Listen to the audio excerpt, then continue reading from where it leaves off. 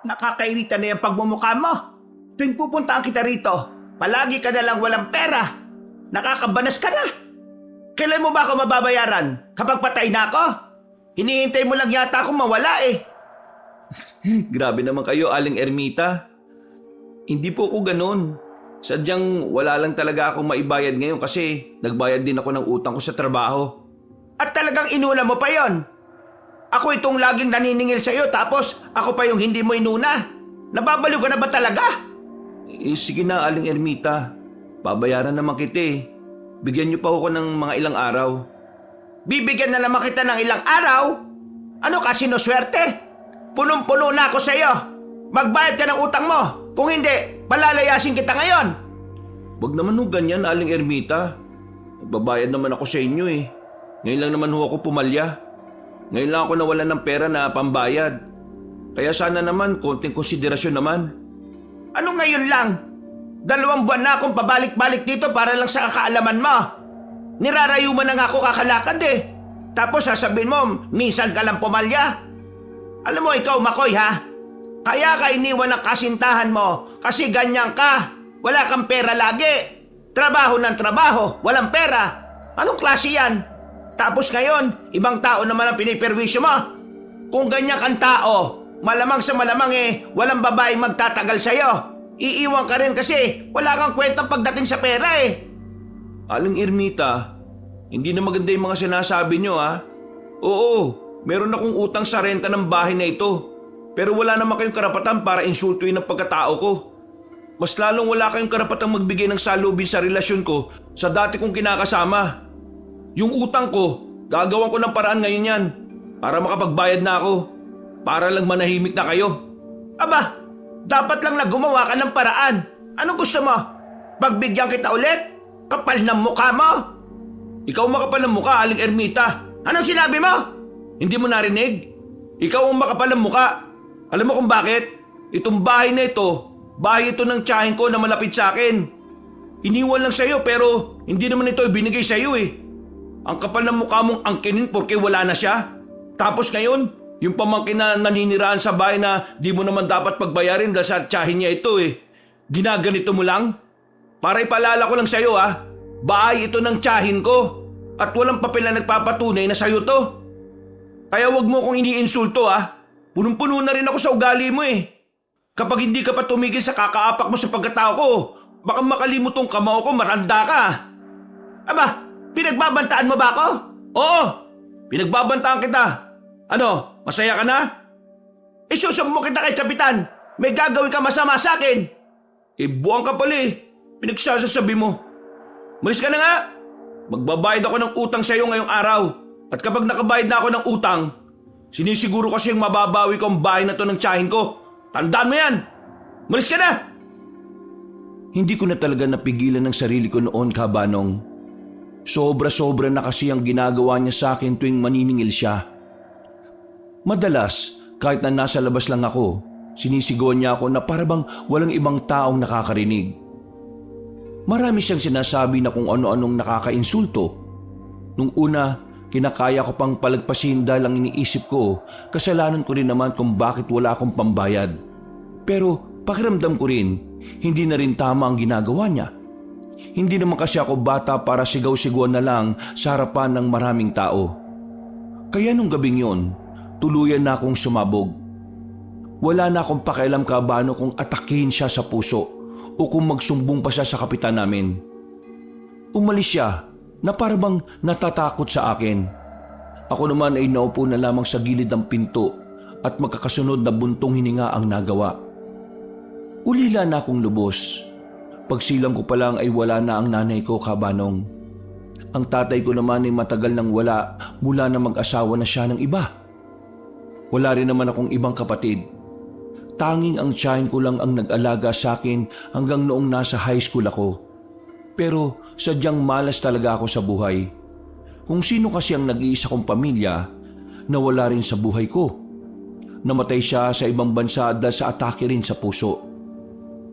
Kinagabihan, Pambira ka naman. Paano kung wala kang pera ngayon? Di pinalayas ka na niyan. Saan ka na naman titira ngayon?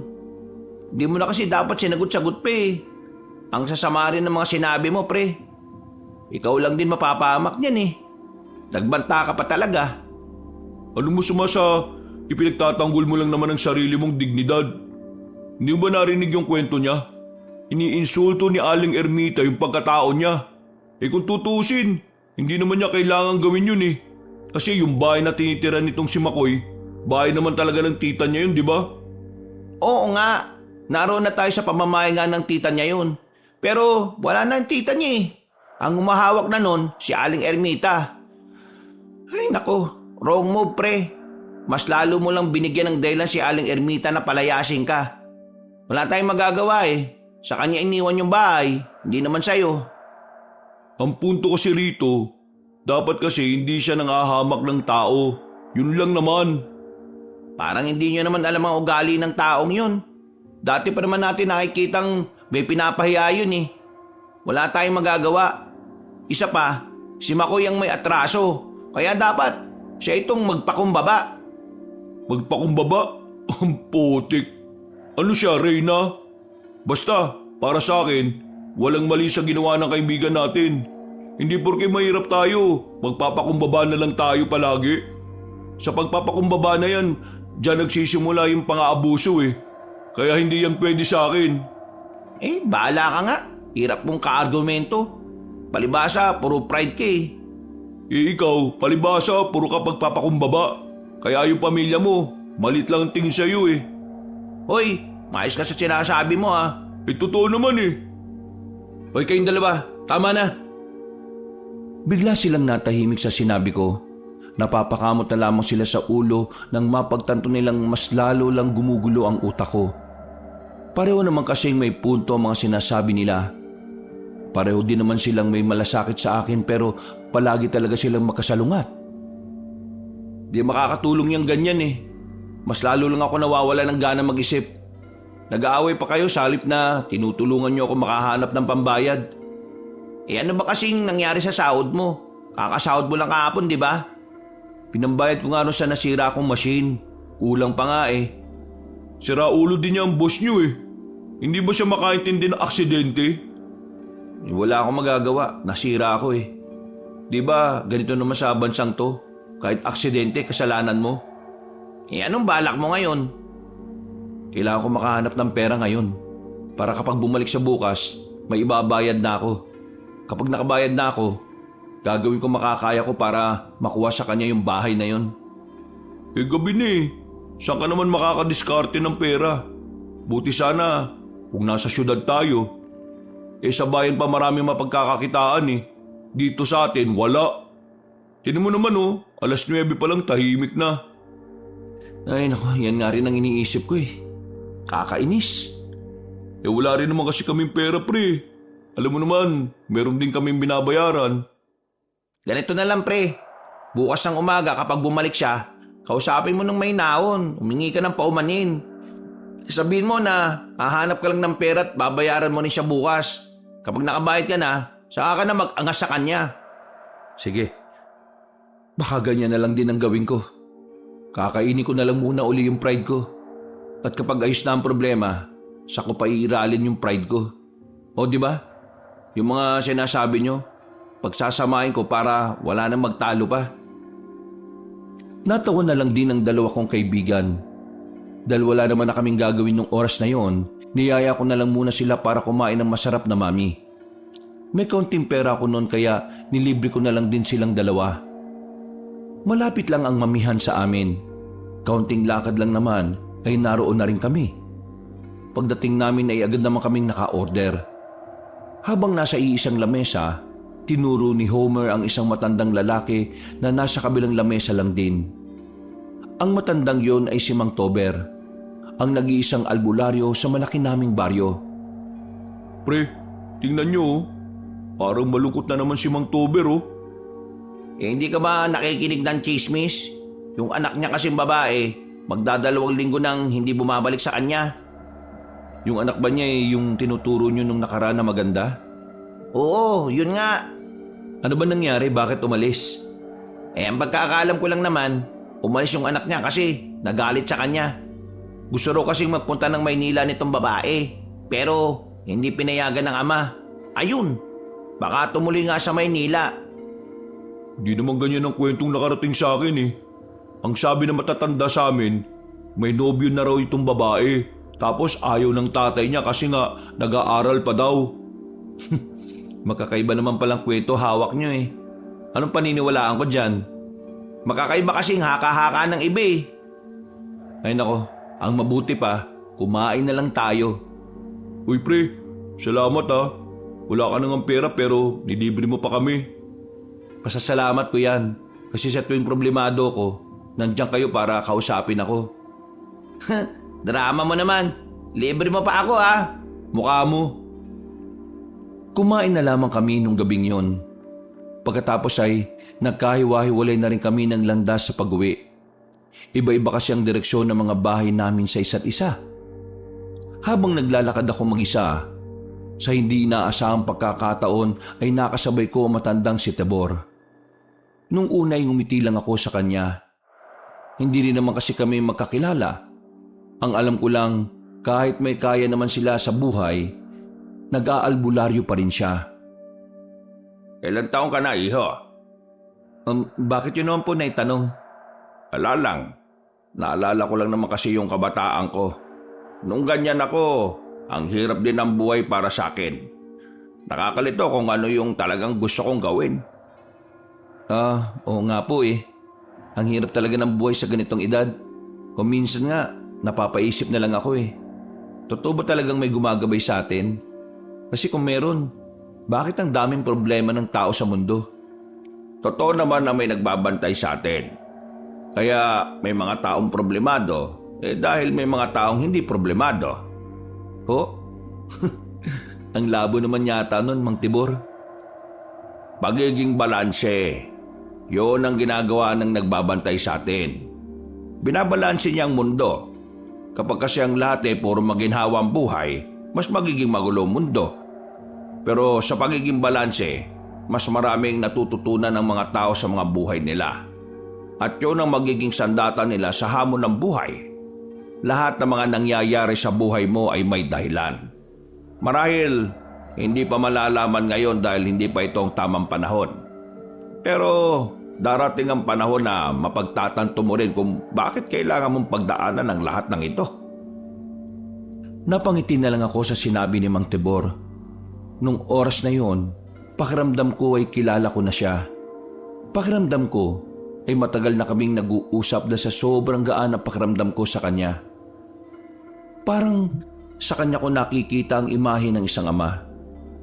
Naisip ko nga noon kung bakit nagawang iwanan siya ng anak niya kung gano'n naman pala siya mag-isip at magpahalaga sa pananaw ng buhay. Naghiwalay na rin kami ng landas nang lumiko siya sa isang kanto. Kumuway pa siya sa akin habang papalayo siya. Kumuway na lang din ako bilang paggalang. Kinabukasan, tinanghali ako ng gising. Napuyat kasi ako kakaisip ng paraan kung paano ako makakahanap ng pambayad kay Aling Ermita. Pagbangon ko, saka ko lang naalala na kailangan ko palang dumiskarte. Dahil anumang oras ay maaaring bumalik ang matandang babae at tuluyan na akong palayasin. Wala akong pasok sa trabaho nung araw na yon, kaya inilaan ko na lang ang paghahanap ng pera. Pero sa kasamaang palad, wala akong nahiraman. Kahit sideline lang ng pagkakakitaan ay wala rin. Kaya nang bumalik ako sa bahay bandang hapon, naroon na si Aling Ermita. Makay! Makay! Buksan mo nga ito! Oh, Aling Ermita, nandito na po pala kayo. Ano kasi? Binibigyan kita ng 2 linggo para bayaran ang utang mo sa bahay. Kapag wala pa talaga, hindi na ako magdadalawang isip na palisi ka rito. Kailangan ko rin ng pera. Oo, at sa tiya mo itong bahay. Pero ako nang nag-aalaga ng bahay na yan at nagpapaganda. Kaya may karapatan akong maningil lalo na kung ginagamit mo naman. Opo, naintindihan ko po. Marami pong salamat sa konsiderasyon. At kung ano man ang mga nasabi ko kagabi, dala lang ho yun ng emosyon. Hindi na nagsalita si Aling Ermita. Nagkibit balikat na lamang ako, kabanong. Hindi ko inaasahan na bigla siyang kakalma. Parang ang bait-bait niya.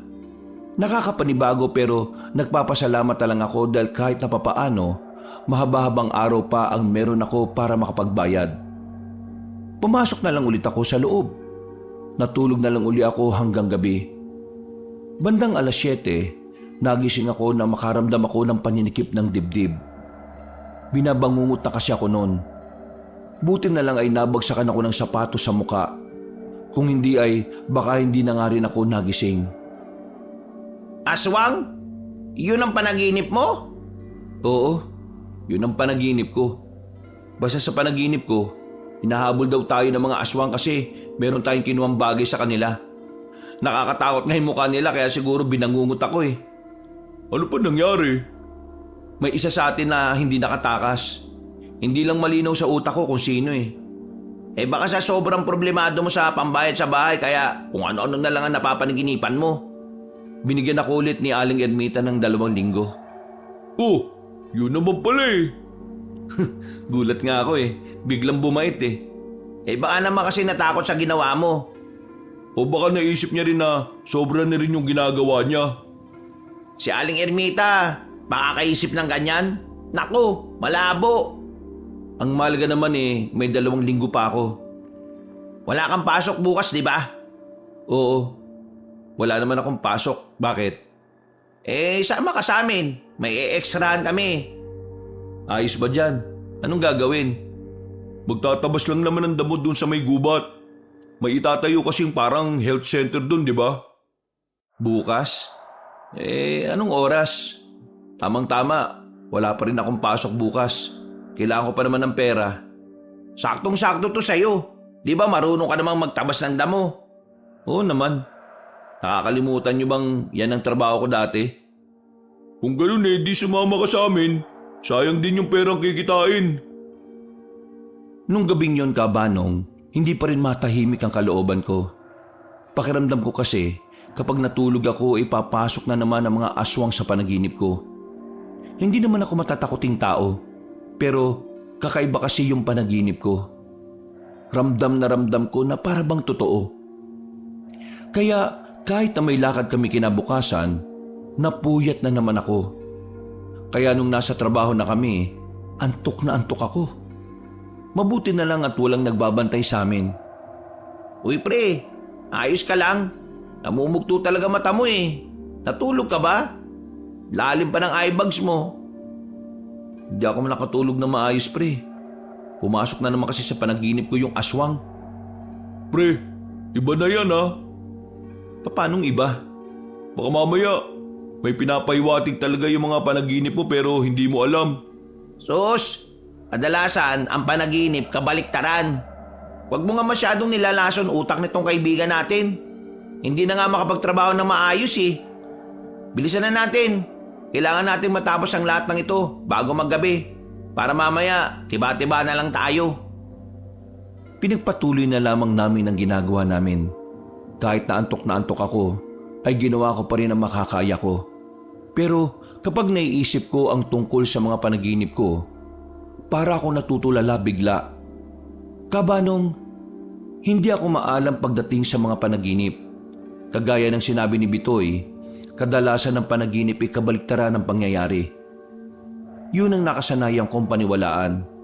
Pero para sa pakiramdam ko, para bang may mangyayaring hindi maganda. Matapos ang halos maghapong pagtatabas ng damo, nakapagpahinga na rin. Maayos naman ang sahod na tinanggap namin.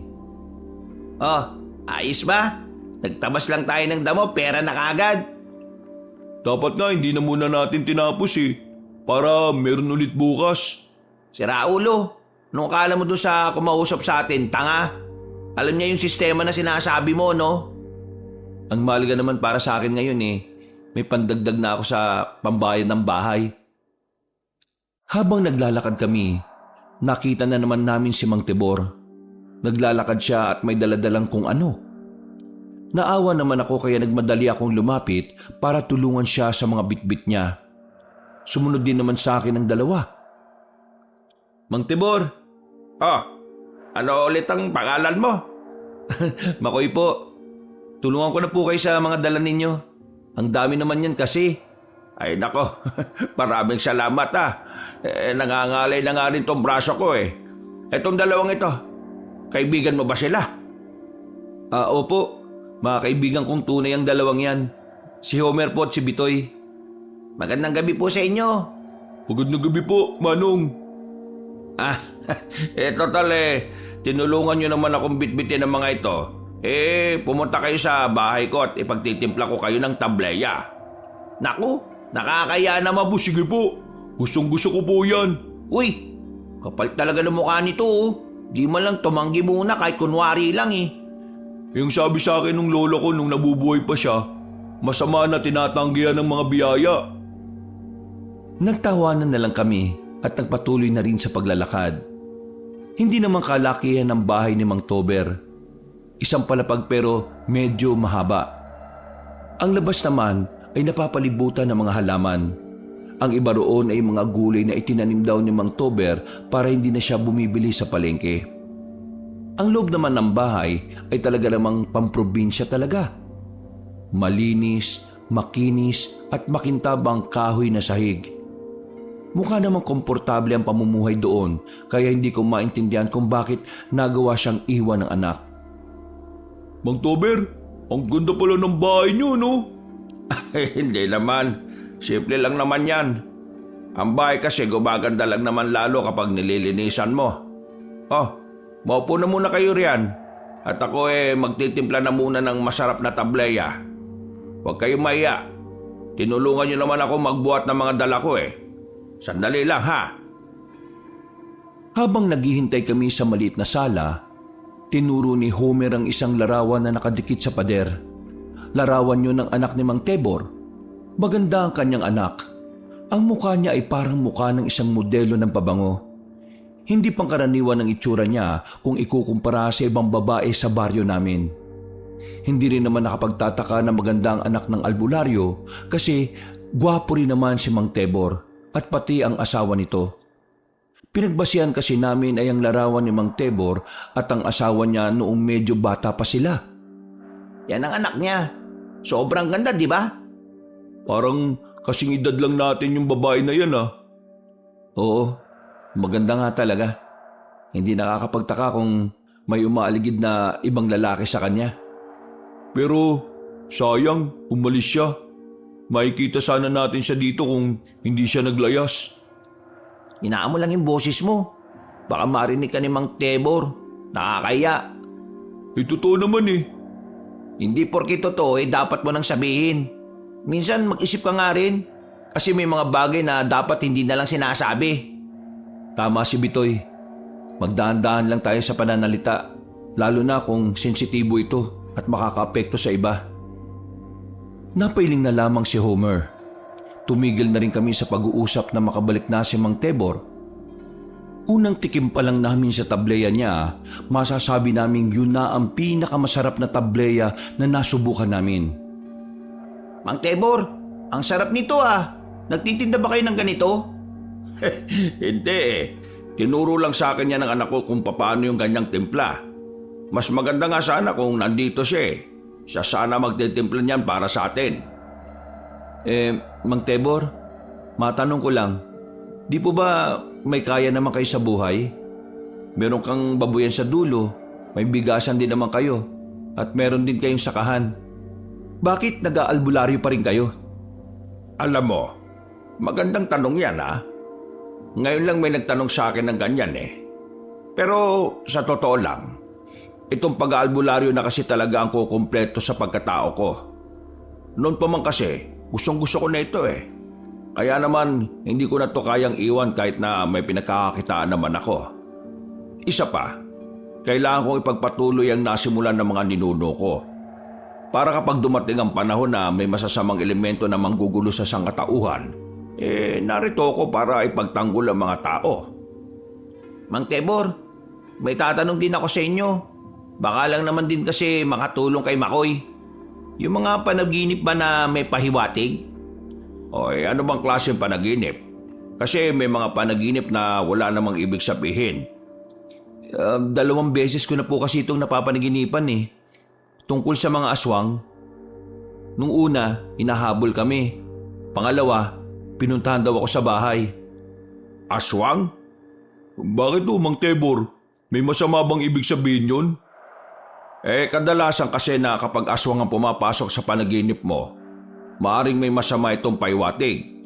Maaring may masamang mangyayari o maaari din namang literal na may koneksyon ng mga aswang sa tunay na mangyayari. Nagkatinginan kami magkakaibigan sa narinig naming yon. Ako naman ay palihim na nakakaramdam ng kaba. Kaba nung hindi naman sa hindi ako naniniwala sa mga aswang. Ako kasi yung tipo ng tao na bago ko paniwalaan, kailangan ko muna ng malinaw na paliwanag. Nung oras na yon, kahit na hindi pa pinapaliwanag ni Mang Tebor ng husto ang tungkol sa mga aswang, hindi ko alam kung bakit bigla na lamang akong kinilabutan. Ang tanong, totoo ba ang mga aswang? Kung ako ang tatanungin ninyo, bilang albularyo na maraming alam sa kababalaghan, oo, totoo ang aswang. Nakakita na po ba kayo ng aswang? Maniniwala ba kayo kapag sinabi kong oo? At noong nakaraan lang. Saan naman po ninyo nakita? Hindi ito ang tamang pagkakataon para pag-usapan ang bagay na yan.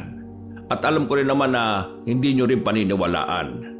Ang mabuti pa, namnamin nyo na muna yung tableya at meron pa sa kusina. Di ibahin na lang natin ang usapan. Tanong ka na lang, Mang Tebor. Kung ano-ano na lang ang napag-usapan namin nung sandaling yon. Kahit na papaano ay masarap din palang kausap si Mang Tebor.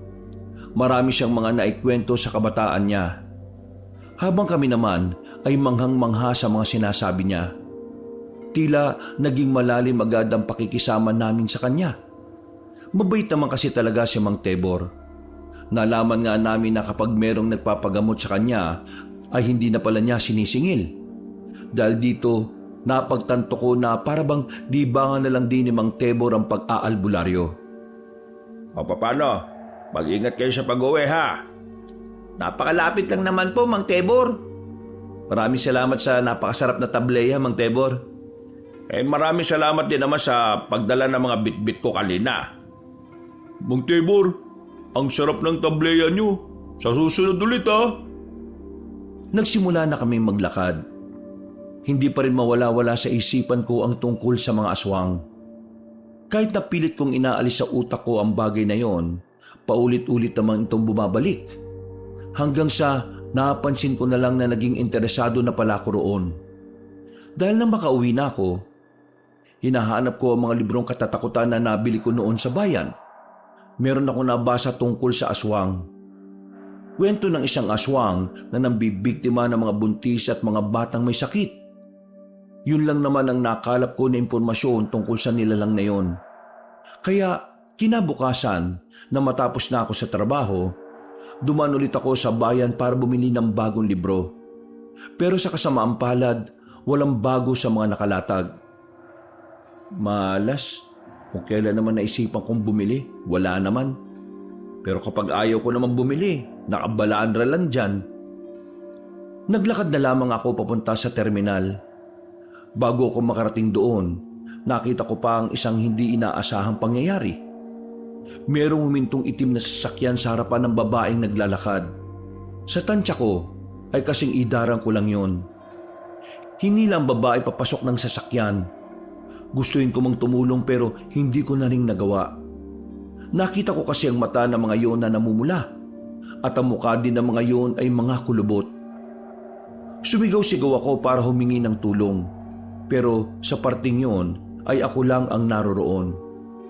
Hindi ko alam ang gagawin ko. Umiinit ang mukha dahil sa kaba. Yung kasi ang unang pagkakataon na nakasaksi ako ng ganoong pagdukot. Binilisan ko na lang ang paglalakad ko hanggang sa makarating na rin ako sa terminal. Sumakay agad ako at agad din naman akong nakauwi. Walang humpay ang pag-inom ko ng tubig nang nasa bahay na ako. Hindi ko na nga rin napigilan ang sarili ko na makwento sa dalawa kong kaibigan. Pre, may ganyan ding nangyari kanina sa San Mateo eh. Oo nga, nabalitaan ko na rin yan. Walang ya. Ano ba nangyayari sa probinsya natin? At bakit may mga ganito? Nauusod na naman siguro yung kidnap and ransom eh. Anong kidnap and handsome? Ang putik na yan. Ano yan? Manduro ko ta sabay pogi ka? Tama naman, di ba?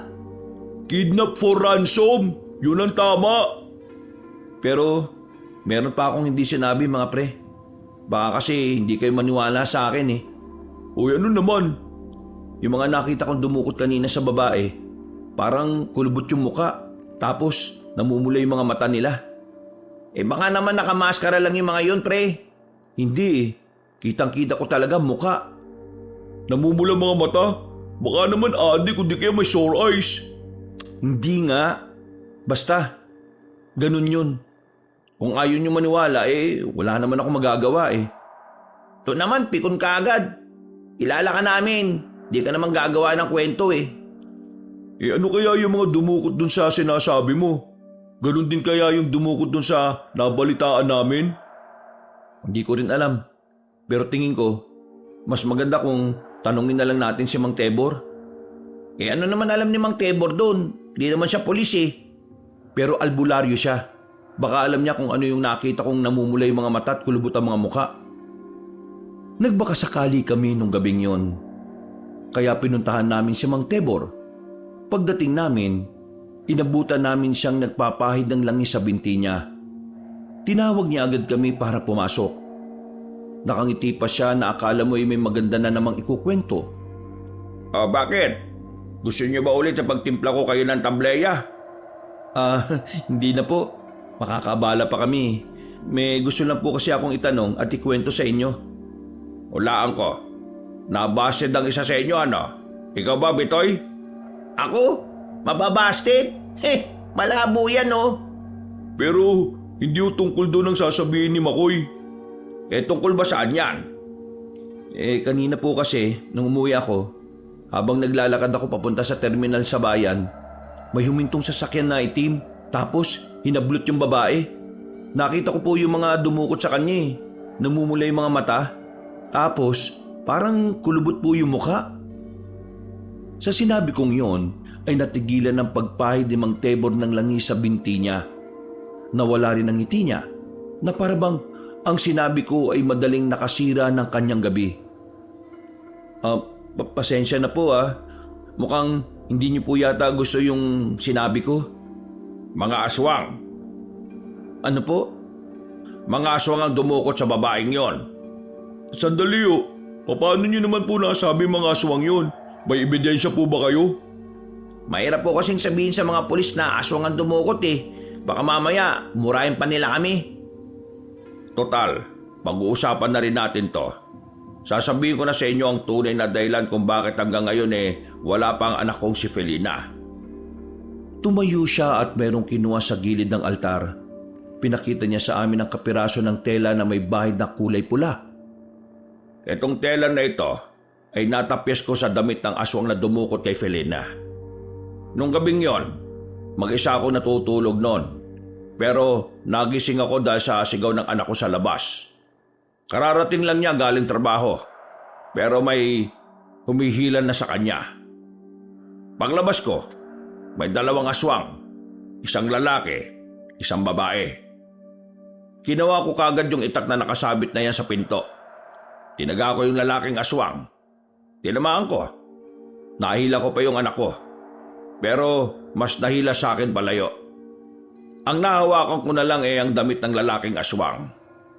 Wala na ako nagawa. Nabigla din kasi ako noon. Na hindi ko man lang nagamit ang mga dapat kong gamitin para makapalag sa mga aswang. Nakuha nila ang anak ko. Umiyak na lang ako kasi sa tanda kong ito, hindi ko na rin naman kaya pang tumakbo. Seryoso po ba kayo? Totoo ang sinasabi ko, mga iho. Bakit naman ako gagawa ng kwento tungkol sa pagkawala ng anak ko? Yung mga naririnig niyong chismis, walang katotohanan yon. Pero nagpapasalamat na rin ako sa kanila na hindi nila alam ang totoong nangyari. Kasi ayaw ko rin namang malaman ng mga tao na may nadukot na dito sa atin. Magdudulot lang yun ng gulo at takot sa lahat. Pero anong gagawin yun yan? Kung aswang pala talagang dumukot sa anak ninyo. Kayang-kaya ko naman sanang labanan ng mga yun Noong araw, lumalaban din naman ako sa mga aswang. Pero ngayon, hindi ko na kaya. Nahihirapan na akong kumilos. Nahihirapan na akong gumalaw ng mabilis. Kaunting takbo, kaunting hakbang, inihingal na ako. 2 linggo nang wala ang anak niyo ah. Kailangan niyo siyang makuha. 2 linggo na nga, pero wala akong magawa. Mukha lang akong masaya palagi pero sa loob-loob ko, walang araw na hindi ako nababahala. Hindi ko na nga rin alam ang gagawin ko. Tuwing gabi, palagi ako lumalabas ng bahay at nagpupunta sa gubat para hanapin ang anak ko. Pero palagi akong nabibigo. Hindi ko kinakaya ang mahabang lakaran.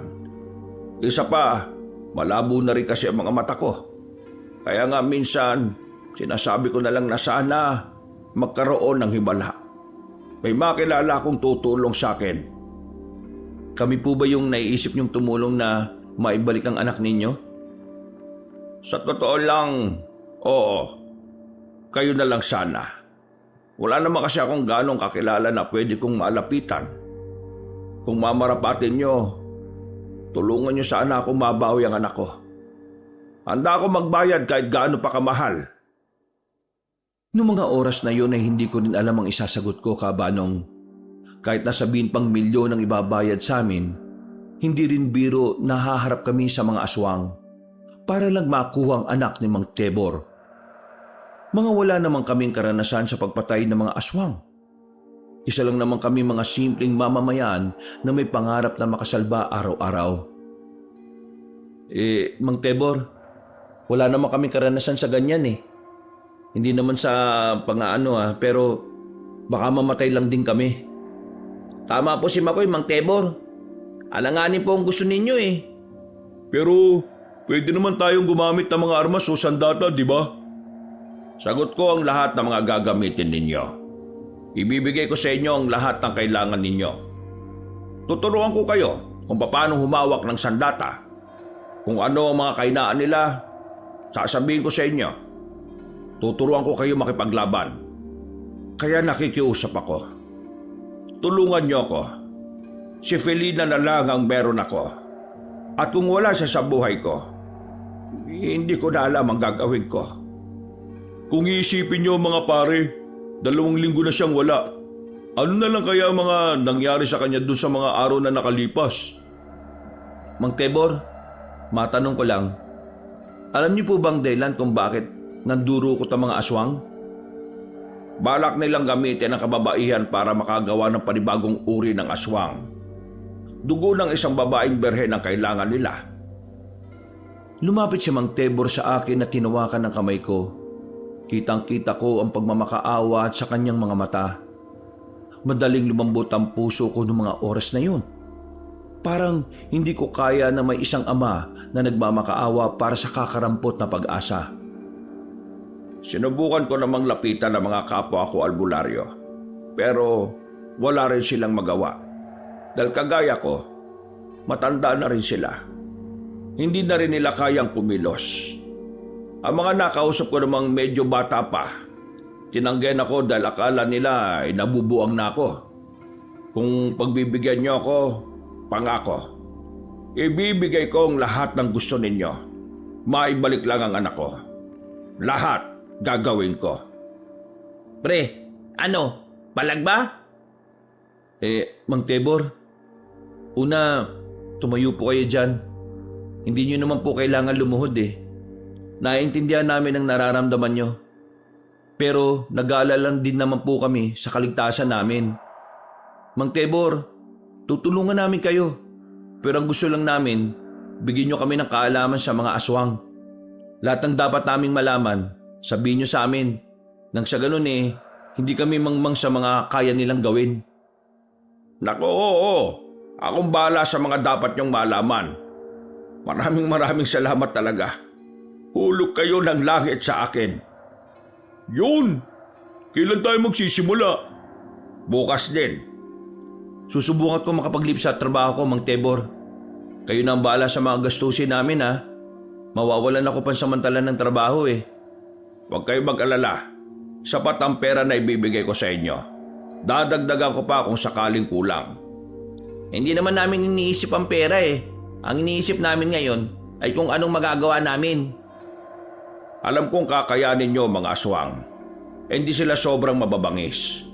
Takot sila kapag alam nilang lalabanan sila ng tao. Nung gabing yun, naniniwala kami sa sinabi ni Mang Tebor. Kaya kahit na papaano ay lumakas naman ang loob naming magkakaibigan. Kinabukasan, nakapag-leave na ako sa trabaho ko sa factory. Handang-handa na ako noon sumabak sa pagpapractice na sinasabi ni Mang Tebor. Palabas na ako ng bahay noon nang makita ko si Aling Ermita sa tapat ng bahay. Para siyang may hinihintay.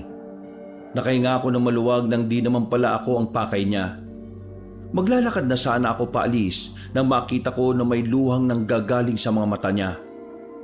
Kahit na banas ako sa kanya sa mga sinasabi niya sa akin, hindi ko pa rin natiis na hindi siya kausapin. Iba rin kasi ang pakiramdam kapag nakakakita ako ng matandang umiiyak o malungkot. Aling Ermita, anong problema? Bakit kayo naiyak? Hinahanap ko kasi ang apo ko. Si Angelica? Nasaan po? Hindi na nakauwi kagabi. Pinuntahan ko naman kanina yung kasama niya. Ang sabi sa akin dinukot daw ng mga nakasasakyan. Nang marinig ko ang sinabi ni Aling Ermita, agad na dumaloy ang kaba sa buong sistema ko. Dahil sa ideyang dumarami na nga ang mga nabibiktima ng mga aswang na nandurukot. Mas lalo ko tuloy naisip noon na tumuloy sa magiging lakad namin ng mga kaibigan ko. Nakaramdam ako ng awa para kay Aling Ermita. Sa puntong yun kasi, alam kong pagiging lola ang umiiral sa kanya. Huwag ko kayo mag-alala, Aling Ermita. May babalik din ang apo ninyo. Agad na rin akong naglakad paalis. Pinuntahan ko na ang dalawa sa bahay ni Mang Tebor. Nagsisimula na sila nang dumating ako. Maraming itinuro sa amin si Mang Tebor tungkol sa mga aswang. Lahat ng kailangan naming malaman ay sinabi niya. Tinuruan din niya kami kung papaano tumaga ng maayos at kung papaano iiwasan ng mga maaaring atake ng mga aswang. Sa loob lang na maghapon namin ginawa ang mga pagsasanay. Pagsapit ng gabi, sinabi na rin sa amin ni Mang Tebor kung saan namin maaaring matagpuan ang kanyang anak. Sa lugar ng mga aswang. Lugar ng mga aswang? Alam ko ang lugar na yon pero wala akong sapat na kakayahan para makalapit doon. Meron akong ibibigay na mapa. Ang mapa na ito ay matagal nang nasa akin. Ginawa pa ito ng kakilala ko na siyang unang nakapunta roon. Anong tawag sa lugar nila? Tinatawag naming hukluban ang baryong yon. Malalaman mong aswang ang mga naroon kapag nakita nyo sila na may mga saklob sa ulo. Mahaba ang mga damit. Parang kagaya ng mga sapare. Ganon ang kasuotan nila ron. Makaluma. Kailangan ba talagang gabi kami pumunta ron? Kung umaga ay madali nila kayong makikita. Pero kung gabi, magagamit nyo ang mga puno at ang dilim bilang pagtataguan. Kahit na kinakabahan, tumuloy pa rin kaming magkakaibigan. Ang akala namin, madali lang ang gagawin namin kahit natatapa kami sa balwarte ng mga aswang. Ang nasa isip kasi namin, madali lang naman sindakin ng mga aswang basta hindi ka magpapakita ng takot sa kanila. Kaya habang naglalakbay kami, nagagawa pa naming magkwentuhan. Ayos din no? Hindi ko talaga inaasahan na magkakaroon tayo ng ganitong sideline Correction lang kakaibang sideline. Kung hindi rin lang naman kasi ako naaawa kay Mang Tebor, hindi rin naman ako papayag Natatakot ka ba? Sino hindi matatakot mga aswang yun? Mga tao lang naman tayo. Pero isipin mo na lang, pera din to. Kapag naligtas natin yung babaeng yun, paldo-paldo tayo. Baka hindi ka na pumasok sa trabaho. Kala mo, ganun lang si Mang Tebor? Galante yun. Hindi naman pera ang iniisip ko Ang iniisip ko magagampanan ba natin ng maayos tong pinapagawa ni Mang Tebor? Tandaan lang naman natin lahat ng sinabi niya Magiging maayos naman ang lahat. At saka ang sabi naman niya, huwag tayong papasindak sa mga aswang para hindi sila maglakas loob. Sisindakin natin sila. Takot naman sila sa mga taong palaban, di ba? Sa mga sumunod na sandali ay nanahimik na rin kami. Nasa kalagitnaan na rin kasi kami ng kagubatan. Paulit-ulit naming tinututukan ng ilaw ang mapa na hawak-hawak namin. Nakalagpas na kami sa unang ilog na nakalagay doon. Ang hinahanap na lang namin ay ang mataas na puno ng akasya. Maya-maya pa, nakaramdam na rin kami ng pagod. Naupo kami sa harapan ng nagtataasang puno ng nyog. Naglabas na muna kami ng makakain namin. Sinimantala na rin namin ang pagkakataon na yon na kahit papaano maging relax kami sa nilalakbay namin. Omer, ano naman ang gagawin mo sa pera kapag natapos na natin tong ginagawa natin? Kung makapagtanong, akala mo talaga milyon ang ibabayad eh. Malay mo naman, di ba? Sige, sasagutin ko. Ang gagawin ko lang naman sa pera ay ibibigay ko sa nanay ko. Kukuha lang naman ako ng konti. Ikaw pre, bibigay mo rin ba sa... Ay, sorry. Para ka naman buwang eh. Alam mo namang ano eh. Ang gagawin ko sa pera, itatabi ko. Baka sakaling mabawi ko na yung bahay ng tiyahin ko. Bibilin mo yung bahay? Parang gano'n na nga. Iligtas mo na lang yung apo ni Aling Ermita tapos kapalit yung bahay. Oo nga no, magandang ideya yan. O di ba? Ako lang ang nakapag-isip niyan ha. Naisip ko rin yan, pero hindi ko lang sinabi. Puro kayo mga kalokohan. Tara na nga, 5 pananda pa ang hahanapin natin. Nasa pangalawa pa lang tayo. Sa pagpapatuloy namin kabanong ay naging mas mabilis ang paglalakbay namin. Kung ikukumpara sa mga naunang minuto, panatag na kasi ang dinaraanan namin. Hindi gaya ng nauna na paakyat pababa ang daan. Kaya naman, makalipas lang ang kalahating oras, isang pananda na lang sa mapa ang kailangan naming puntahan. At sa pagsusumikap nga namin, meron kaming nakitang malaking bahay sa di kalayuan. Hindi lang yung basta bahay. Mukha itong palasyo kung titingnan mo siya mula sa malayo. Eto na yun. Handaan nyo ng itak nyo mga pre. Teka, akala ko ba baryo ng mga aswang? Mukhang palasyo ng mga aswang yan eh. Pambira, ngayon lang ako nakakita ng ganyang bahay ah. Paano naman tayo makakapasok sa palasyo na yan? Malamang sa malamang, maraming nakabantay dyan. Bakit hindi sinabi ni Mang Tebor na palasyo pala itong pupuntahan natin? Kainis naman no. Pero nandito na tayo eh.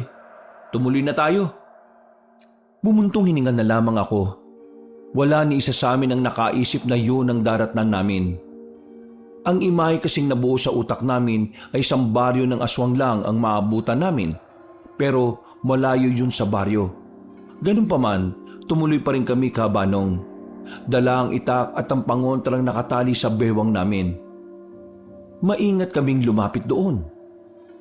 Masyadong malaki ang palasyo sa malapitan kaya nahirapan kaming humanap kung saan mas magandang maan. Nagpahirap din sa amin na may mga nagbabantay. Tingnan mo, mga aswang din ba sila?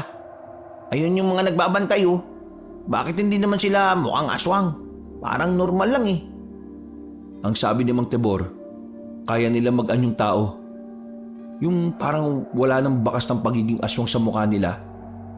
Kaya nga dapat mag-iingat tayo.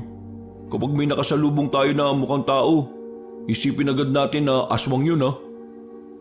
Nang makalapit pa kami ng bahagya, natanaw na namin ang isang malaking pintuan. Merong 2 nagbabantay roon. Hindi naman katangkaran at hindi rin naman malaki ang katawan. Kaya nung una, naisip namin na kakayanin namin sila sa balyahan. Ako ang nagpresenta na lumapit sa 2 bantay. Palihim ko sanang gagawin yon. Ang kaso nga lang, parang naramdaman agad nila kami.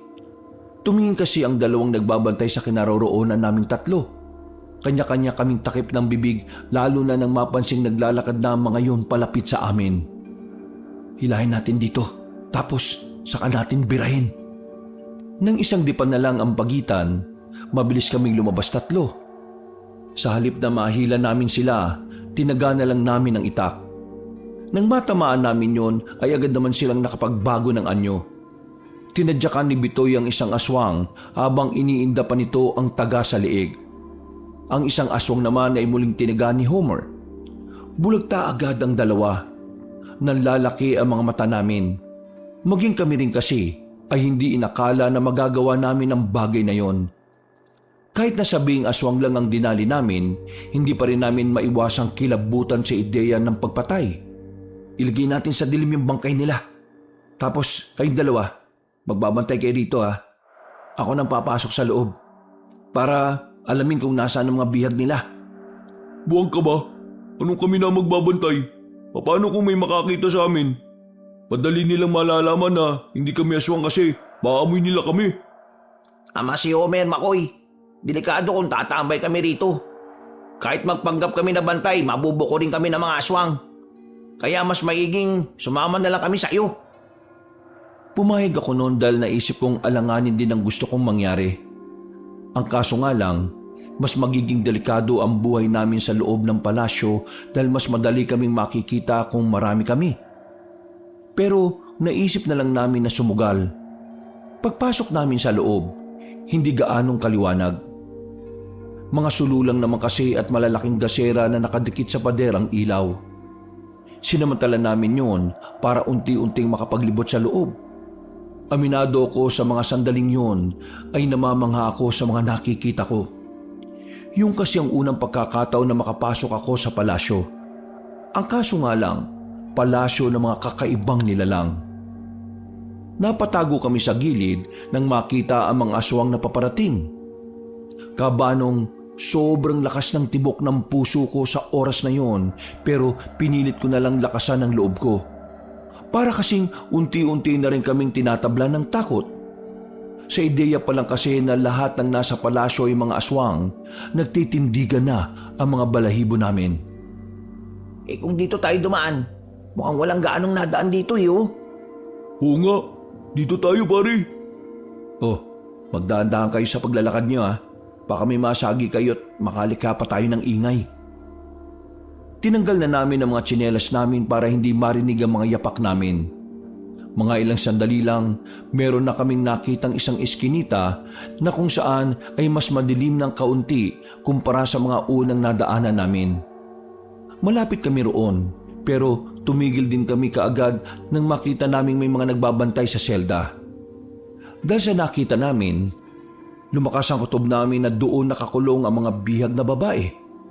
Gumilid na muna kami nang marinig na may mga paparating. Pinangungunahan yun ng isang matandang lalaki na nakasuot pa ng kapa. Sa pagkakarinig namin ay Aburaha ang pangalan niya. Kakaunti pa mga bihag na yan. May 1 linggo pa tayo para mag-ipon ng babae. Pero kapag mas dumami ang mga bihag bago ang 1 linggo, maaari na rin nating simulan ang paggawa ng bagong uri ng aswang. Kabanong, hindi ko alam kung bakit sobrang kilabot ang naramdaman ko habang pinakikinggan ang sinasabi ng pinunong aswang. Buti na lang ay hindi nila nalaman na naroon kami hanggang sa makaalis na sila. Nanatili kami sa kinalalagyan namin.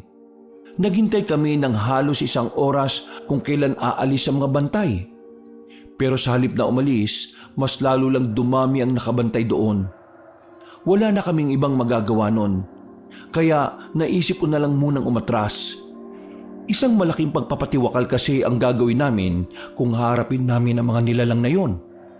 Lalo na't nasa loob kami ng lungga nila. Kaya naman umalis na lang muna kami. Balak namin sa labas na lang muna umisip ng maayos na plano. Total, nalaman na rin namin kung saan nakakulong ang mga babae. Kaunting hakbang na lang ay makakalabas na kami nang bigla namang bumahing si Homer. 3 beses pa at sobrang lakas. Kaya naman sa halip na walang makakita sa amin, natanaw kami ng ibang aswang. Ang tanging nagawa namin nung mga oras na yon ay kumaripas na lamang ng takbo. Wala na kaming pakialam kung ano ang sumasabit sa mga katawan namin. Hindi na rin namin nararamdaman ang sakit ng talampakan dahil sa sobrang kaba at takot. Tila nawala rin ng silbi ang hawak naming itak. Dahil ang mas prioridad namin nung oras na yon ay kung papaano namin matatakasan ang mga aswang. Visit na to. Bumahing ka ba talaga? Anong gusto mong gawin ko? Bumahing ng pahigop? Bilisan niyo ang takbo niyo. Parang nakasunod na sila sa atin eh. Anong parang? Tingnan niyo, nakasunod na nga talaga sila. Mas lalo pa namin binilisan ang takbo namin. Hindi na namin alam kung tama pa ba ang daan na aming tinatahak. Hinayaan na lang namin kung saan kami dadalhin ng aming mga paa. Hindi nagtagal, nakarating na kami sa tuyong ilog. Pag-apak ko sa malaking bato, bigla akong nadulas. Uy! Ngayon ka pa talaga nadulas kung kailan walang tubig tong ilog. Diyos ko ka naman oh! Bangon! Bangon bilis! Ay, sakit ng puwet ko. Tulungan niyo kaya ako. Bumalik si Homer at Bitoy. Inalalayan nila akong makatayo. Nang makatakbo na kami ulit, ay nakita naming nakatawid na rin ng ilog ang mga aswang. Iika-ika akong tumatakbo doon dahil bukod sa puwet, tumama din ang tuhod ko sa bato. Nang marating naman namin ang nagtataasang puno ng nyog, dito na kami napalibutan ng 5 aswang. Kahit nakakarampot na liwanag lang mula sa buwan na meron ng lugar, naaaninag namin ang mga pangit nilang muka. Tumutulo ang mga laway. Hindi tayo babae, kaya papatayin nila tayo kagad. Manda kayo, ihandaan niyo sarili niyo. Hindi ko na naituloy ang sasabihin ko nang biglang umatake na ang mga aswang sa amin. Dali-dali kaming nagdikit-dikit. Sa sobrang taranta, hindi namin magawa ang mga tinuro sa amin ni Mang Tebor. Basta na lang namin silang pinagtatataga kahit hindi naman namin tinatamaan. Kalma mga pre, kailangan natin mapatay mga to bago pa tayo nila mapatay. Kalma ang putik.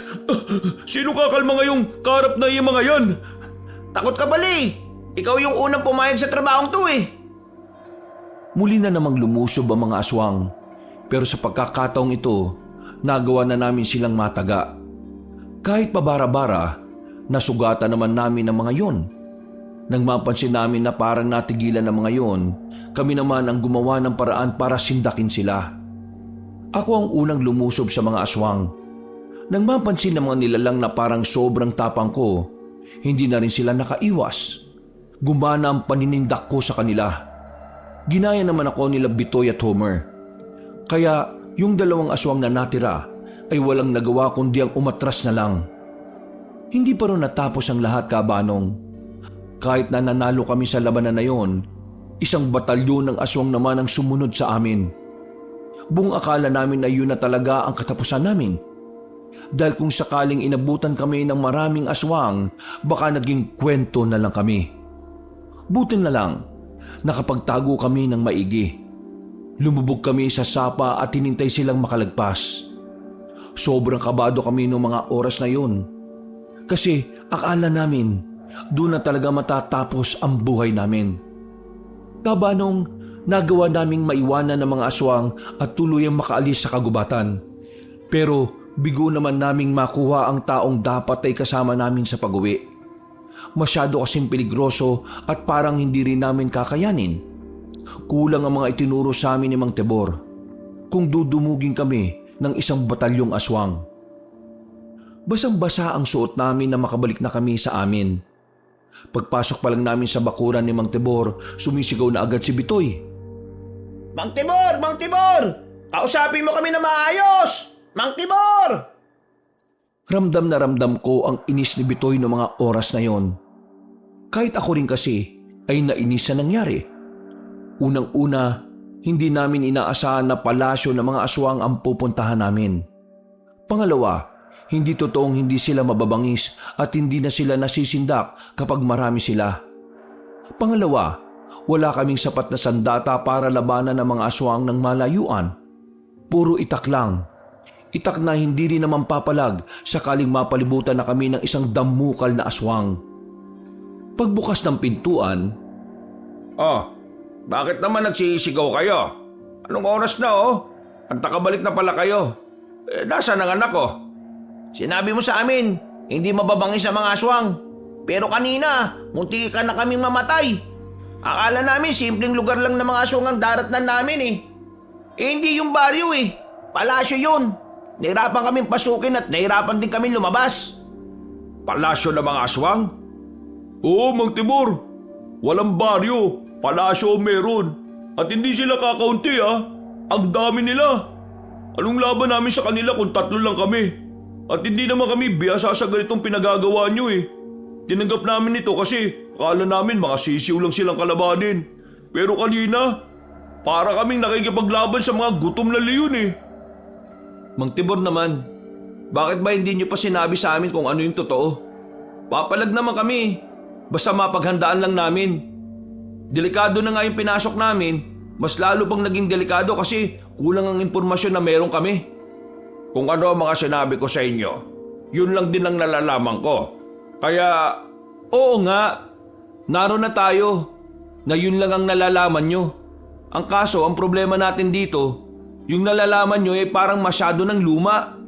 Wala ka bang nalalaman tungkol sa kasalukuyang estado ng mga aswang? Kasi mukhang ang layo na ng sinabi nyo sa nangyari sa amin kanini. Hindi sila nasisindak, Mang Tibor. Baka yung sinabi mong aswang yung mga aswang nung panahon mo pa. Pasensya na. Hindi ko inakala na malaki na pala yung pinagbago nila. Sa tagal ng panahon, malamang sa malamang, nagbabago rin ang mga kagaya nila. Lalo na kung meron silang mga binabalak na masama sa mga tao. Hindi naman sila maglalakas loob na gumawa ng masama kung alam nilang hindi sila mababangis Ayoko na rito, Mang Tibor. Pasensya na talaga Kahit wag mo na kaming bayaran. Basta wag lang kaming mamatay. Ayos na ako ron. Taga, makinig muna kayo. Alam ko kung ano yung pwede niyong gamitin para matapatan niyo yung mga aswang na yon. Ano na naman yan? Ipapairam ko sa inyo yung mga anting-anting ko. Oh, kita mo na? May ganyan ka pala. Bakit hindi mo agad binigay sa amin nung bago kami umalis? Kung binigay mo sana sa amin kaagad yan baka nabawi pa namin kaagad yung anak nyo. Pambihira naman talaga Bakit naman di mo kaagad sinabi, Mang Tibor? Hayaan nyo muna kasi ako magpaliwanag. Masyado kayong nadadala ng emosyon Pakinggan nyo muna ako. O sige, makikinig kami. Hindi ko kagad sinabi sa inyong tungkol sa anting-anting dahil kailangan ko pang buhayin ulit ang diwa nito. At ilang araw ang kailangan kong gugulin para dito. Kung sinabi ko kagad sa inyong tungkol sa anting-anting, baka una pa lang umayaw na kayo dahil alam kong ang anting-anting lang ang aasahan ninyo. Isa pa, hindi ko naman agad pwedeng ibigay sa inyo ito. Lalo na kung hindi pa buo ang diwa ng mga anting-anting. Makakasama lang sa katawan ninyo kapag ginamit nyo kagad. Basta ako, ayoko na. Kahit may anting-anting pa, ayoko na. Ang hirap na magtiwala, Mang Tibor. Pakiramdam ko, sinubukan mo lang kami para magkaroon ka ng impormasyon sa mga aswang Ayoko na, suko na ako rito. Mang Tibor, pasensya na pero ayoko na rin. Nauna nang naglakad ang dalawa kong kaibigan. Naiwan ako habang nakatingin sa mangyak-yak na matanda na si Mang Tibor. Naawa ko sa kanya pero dahil sa dinanas namin, nakakaramdam pa rin ako ng inis. Pakiramdam kasi namin na hindi niya kami pinagkatiwalaan. Mahina ang tingin niya sa amin kaya sinabi niyang aasa lang kami sa anting-anting na dapat yun naman talaga ang una naming sandata. Pasensya na, Mang Tibor pero mas mainam yata na ipagawa niyo na lang itong gusto niyo sa mas nakakaalam. Napayuko na lamang si Mang Tibor. Hindi na siya nakapagsalita pa. Sumunod na lang din ako sa mga kaibigan ko. Masama ang loob namin kay Mang Tibor, pero naroon pa rin ang awa na nararamdaman ko sa kanya. Tumambay na muna kami sa bahay ko, kanya-kanyang timpla ng kape, matapos makapagpalit ng mga basang suot. Tama ba naman na sabihin niyang hindi niya sinabi ang tungkol sa anting-anting kasi aasa lang tayo doon? Malamang, di naman tayo bihasa Kung ang kinababahala niya baka makasama sa katawan natin kung gagamitin natin kagad, dapat sana sinabi niya rin, di ba? Ang sabihin niya, hindi niya talaga ibibigay sa atin yon. Gusto niya na iligtas natin ang anak niya gamit lang yung itak na dala natin. Naintindihan ko yung sinasabi ni Mang Tibor. Kung sinabi niya kagad, baka hintayin pa natin yung anting-anting kung kailan natin pwedeng gamitin. Nalaman natin na 1 linggo na lang ang natitira para sa mga biyag Isipin na lang natin, kung hihintayin natin kung kailan mabubuhay ang diwa ng anting-anting at umabot ng higit 1 linggo, pagpunta natin sa palasyo ng mga aswang, May nangyari ng masama sa mga biyag. Teka, akala ko ba inis ka rin sa nangyari? Pero bakit parang kinakampihan mo pa si Mang Tibor? Hindi ko naman kinakampihan. Pinapaliwanag ko lang yung gusto niyang iparating. Kasi mukhang di natin naintindihan kanina dahil nga sa bugso ng damdamin natin eh.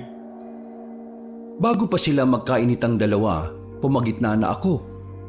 Alam ko kasing kapag parehong may pinupunto si Homer at Bitoy, malamang ay walang magpapatalo sa kanila. Tumigil din naman silang dalawa. Nang maging kalmado na ang sitwasyon ay pinauwi ko na muna sila.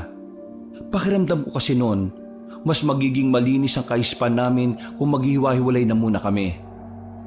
Kinabukasan ng umaga ay nasa bahay lang ako.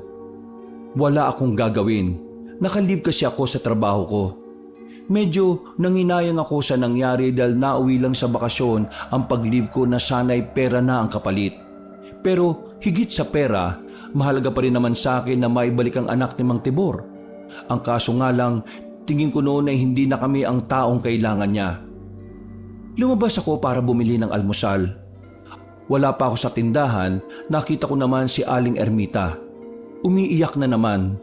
Wala siyang ibang bukang bibig kundi ang apo niyang si Angelica. Nakita niyo ba ang apo ko? Pakiusap, tulungan niyo namang mahanap ang apo ko. Sige na, magbabayad ako kahit na magkano, maibalik lamang siya. Sa hindi inaasahang pagkakataon, napatingin siya sa akin. Lumapit siya sa akin at tinawakan ng kamay ko na parabang wala kaming naging alitan. Namumugto ang namamasa-masa niyang mata habang nakatingin sa akin. Oy, pakiusap, tulungan mo ako. Pangako, hindi na kita aawayin. Ibabalik ko na ang bahay ng tiyahin mo. Hindi na rin kita sisingilin sa mga utang mo. Basta maibalik lang ang apo ko. Siya lang ang pamilya ko na hindi ako tinalikuran. Lahat sila iniwan ako.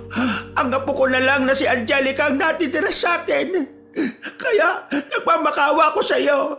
Sige na naman, Makoy, tulungan mo kung maibalik siya. Hindi ko alam kung ano ang gagawin ko nung sandaling yon. Pakiramdam ko kabanong bigla akong nagkaroon ng responsibilidad. Mas lalo akong nakaramdam ng awa nang maramdaman ko ang panginginig ng kamay niya. Aling Ermita, huwag kayong mag-alala. Makakauwi ng ligtas ang apo ninyo. Manalangin lang kayo sa Panginoon. Tulungan mo ako. Tulungan mo akong mahanap siya. Oo, gagawin ko kung ano man ang makakaya ko. Diyos ko, salamat naman. Ang dami kong nilapitan pero ikaw lang ang nag-iisang may gusto na maibalik ang apo ko. Maraming salamat talaga, Makoy. Hindi ko alam na ikaw pa ang makakatulong sa akin sa kabila ng mga pinaggagawa ko sa iyo. Saka na natin pag-usapan yung alitan natin, Aling Ermita. Ang mahalaga ngayon, yung apo ninyo. Babalitaan ko na lang kayo kapag nagkaroon na kami ng balita sa kanya. Ngumiti ng malapad si Aling Ermita. Bumakas agad sa mukha niya ang pag-asa. At nung oras na yon, tingin ko ay isa yung senyalis na kailangan kong bumalik kay Mang Tibor. Kinausap ko kagad ang dalawa kong kaibigan. Nagkausap kami sa bagay na yon. Napapayag ko naman si Homer na bumalik pero si Bitoy ang hirap na niyang pilitin. Bakit ba bigla-bigla ka na lang nagpalit ng desisyon, Makoy? Akala ko ba ayaw mo na. Ayan si Homer, siya na lang mag-isa dun. Total, siya naman talaga ang may gusto nung una pa lang eh. Nakita ko kasi kanina si Aling Ermite. Umiiyak dahil hanggang ngayon daw, hindi niya pa nahahanap yung apo niya. Medyo masakit sa akin na alam ko kung nasaan ang apo niya pero hindi ko masabi. Pambira ka naman. Ang sama-sama sa'yo ng taong yun tapos ngayon tutulungan mo. Nakakalimutan mo na bang hindi ka niya nire-respeto? Kung ako yan, pababayaan ko yan eh. Kasi kaya kay naabuso kasi alam niyang mabait ka. Kaso, hindi ikaw si Makoy. Si Makoy kasi mahabang pasensya at malawak ang konsiderasyon. Ikaw hindi. Oo nga, hindi nga ako kagaya ni Makoy. Kaya nga ayaw ko nang sumama sa inyo eh. Ilalagay nyo lang ang sarili nyo sa alanganin. Yung pera, wala na akong pakialam. Maghanap na lang ako ng matinong trabaho. Kung hindi ka na namin mapipilit wala na kami magagawa. Kaming dalawa na lang ni Homer ang babalik. Tara na, Homer. Walang hihingi ng balato kapag natapos na namin yung pagsagip dun sa babae. Hindi na nagsalita pa si Bitoy. Ngumisi na lang siya sa amin. Kaming dalawa naman ni Homer ay dali-daling naglakad patungo sa bahay ni Mang Tibor. Ang kaso, wala siya nang dumating kami roon. Nakakandado ang pinto. Ang sabi sa amin ng napagtanungan naming matandang babae, nung alanganing gabi din ay lumabas si Mang Tibor. Pre, hindi kaya mag-isang pinuntahan ni Mang Tibor yung palasyo ng mga aswang? Ang problema dito, hindi siya umabot dun. At sa gubat na siya bumagsak. Pre, hanapin natin si Mang Tibor. Baka mamaya kung anong mangyari dun. Kasi naman, sumama yata loob niya dahil sa nangyari kagabi. Konsensyang namayani sa amin nung oras na yon, Kaabanong. Kahit na hindi naman dapat namin kasalanan yon, pakiramdam namin ay may responsibilidad kaming hanapin siya. Wala kaming sinayang na oras. Pumunta agad kami sa gubat. Dinaanan namin ang lahat ng posibleng daanan ni Mang Tibor. Mga ilang sandali lang, nakita na rin namin siya. Nakaupo at nakasandal sa malapad na katawan ng puno. Nakapikit ang mga mata niya. Agad naming hinawakan ang pulso niya. Nakahinga kami ng maluwag nang maramdaman naming buhay pa siya. Mang Tibor, gising! Ayos lang po ba kayo? Mang Tibor! Marahan siyang dumilat. Ilang segundo niya pa kaming minukhaan. Nang masiguro niyang kami ang nasa harapan niya ay napangiti siya. Mang Tibor, ano bang ginagawa niyo at bakit kayo nandito? Kayo na nga nagsabi na hindi niyo na kayang mahabang lakaran eh. Gusto ko sanang puntahan ng anak ko eh. Ang kaso, malayo pa ako. Nawalan na ako ng lakas.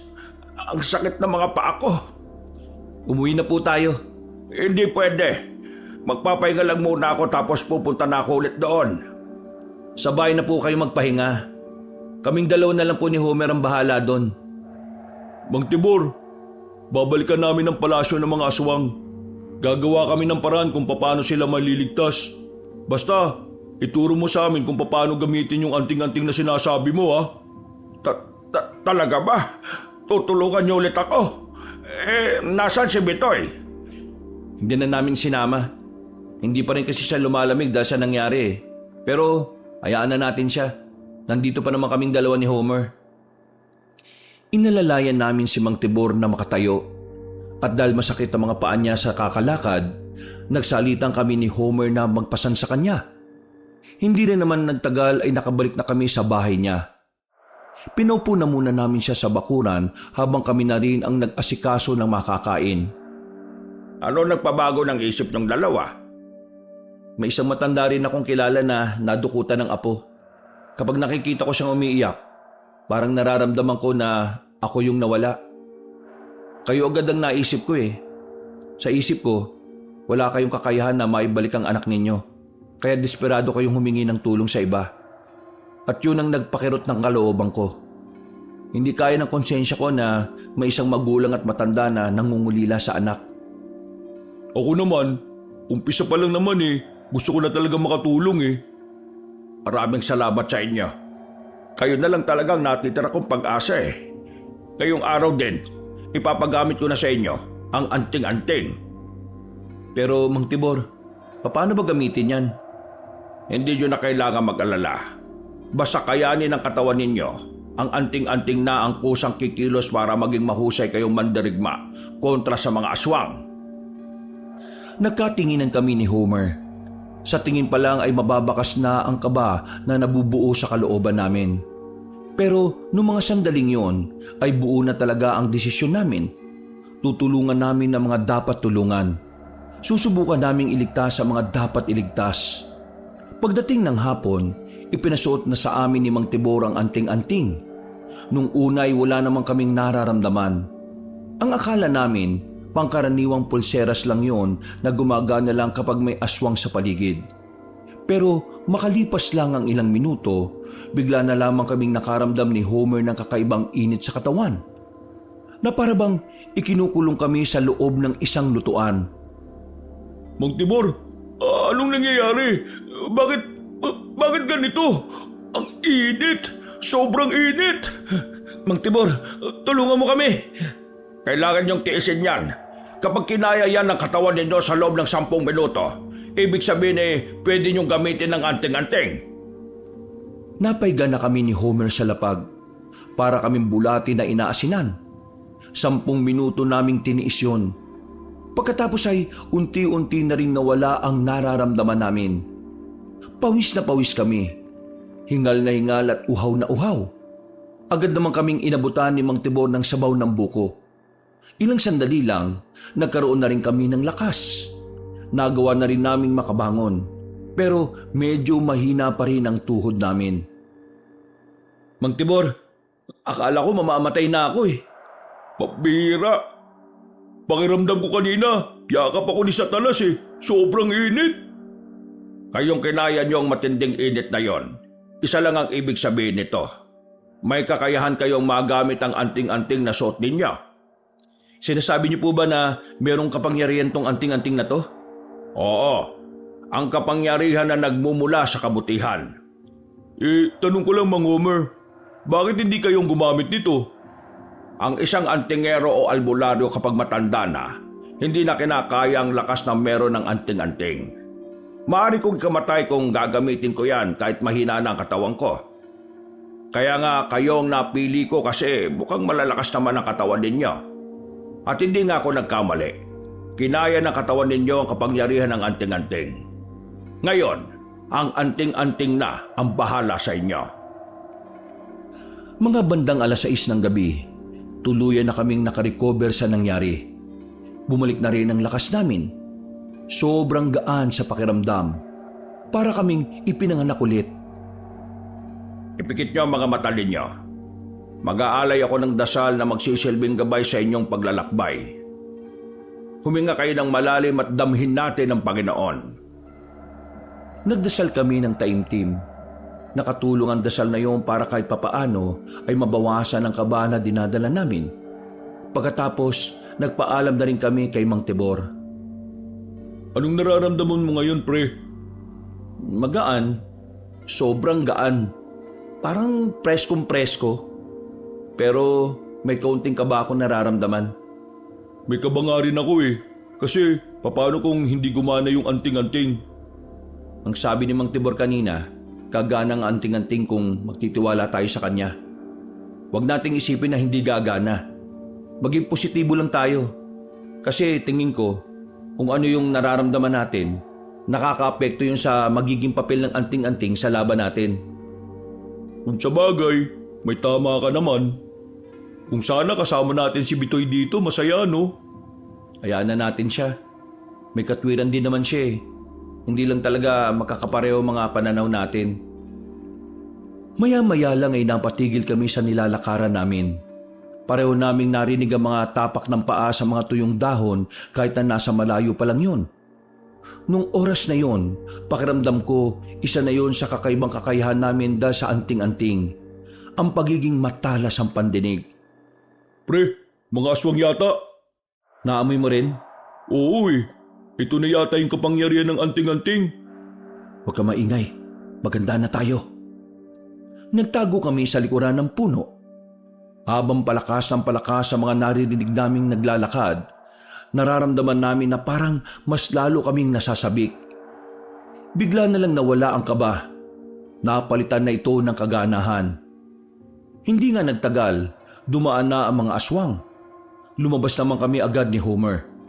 Dali-dali namin pinagtatataga ang mga aswang na yon. Maging kami ay nagulat din sa kakaibang bilis na nagagawa namin. Para kami mga ninja sa pelikula. Pre, ayos to ah. Parang hindi na tayo tao. Huwag kang maging kampante. Meron pa tayong kalaban oh. Nang umatake ulit ang mga aswang, ay sinabayan namin sila. Winasiwas namin ang itak. Bawat kilos namin ay tila kalkulado. Totoo ang sinasabi ni Mang Tibor. Parang ang anting-anting na ang kusang nagpapagalaw ng katawan namin. Makalipas lang ang 5 minuto, bagsak na ang mga aswang. Walang natira sa 6 na nakasagupa namin. Pero hindi pa rin kami naging kampante. Alam namin na maaaring ang mga aswang na yon ay baka mababang uri lang. Tara na, Kailangan na natin magpatuloy. Mukhang kayang-kaya na natin iligtas si Felina at si Angelica. Ha? Sino yung Angelica? Apo ni Aling Ermita. Ah, yung masungit? Bakit? Hayaan na natin yun. Sira ulo.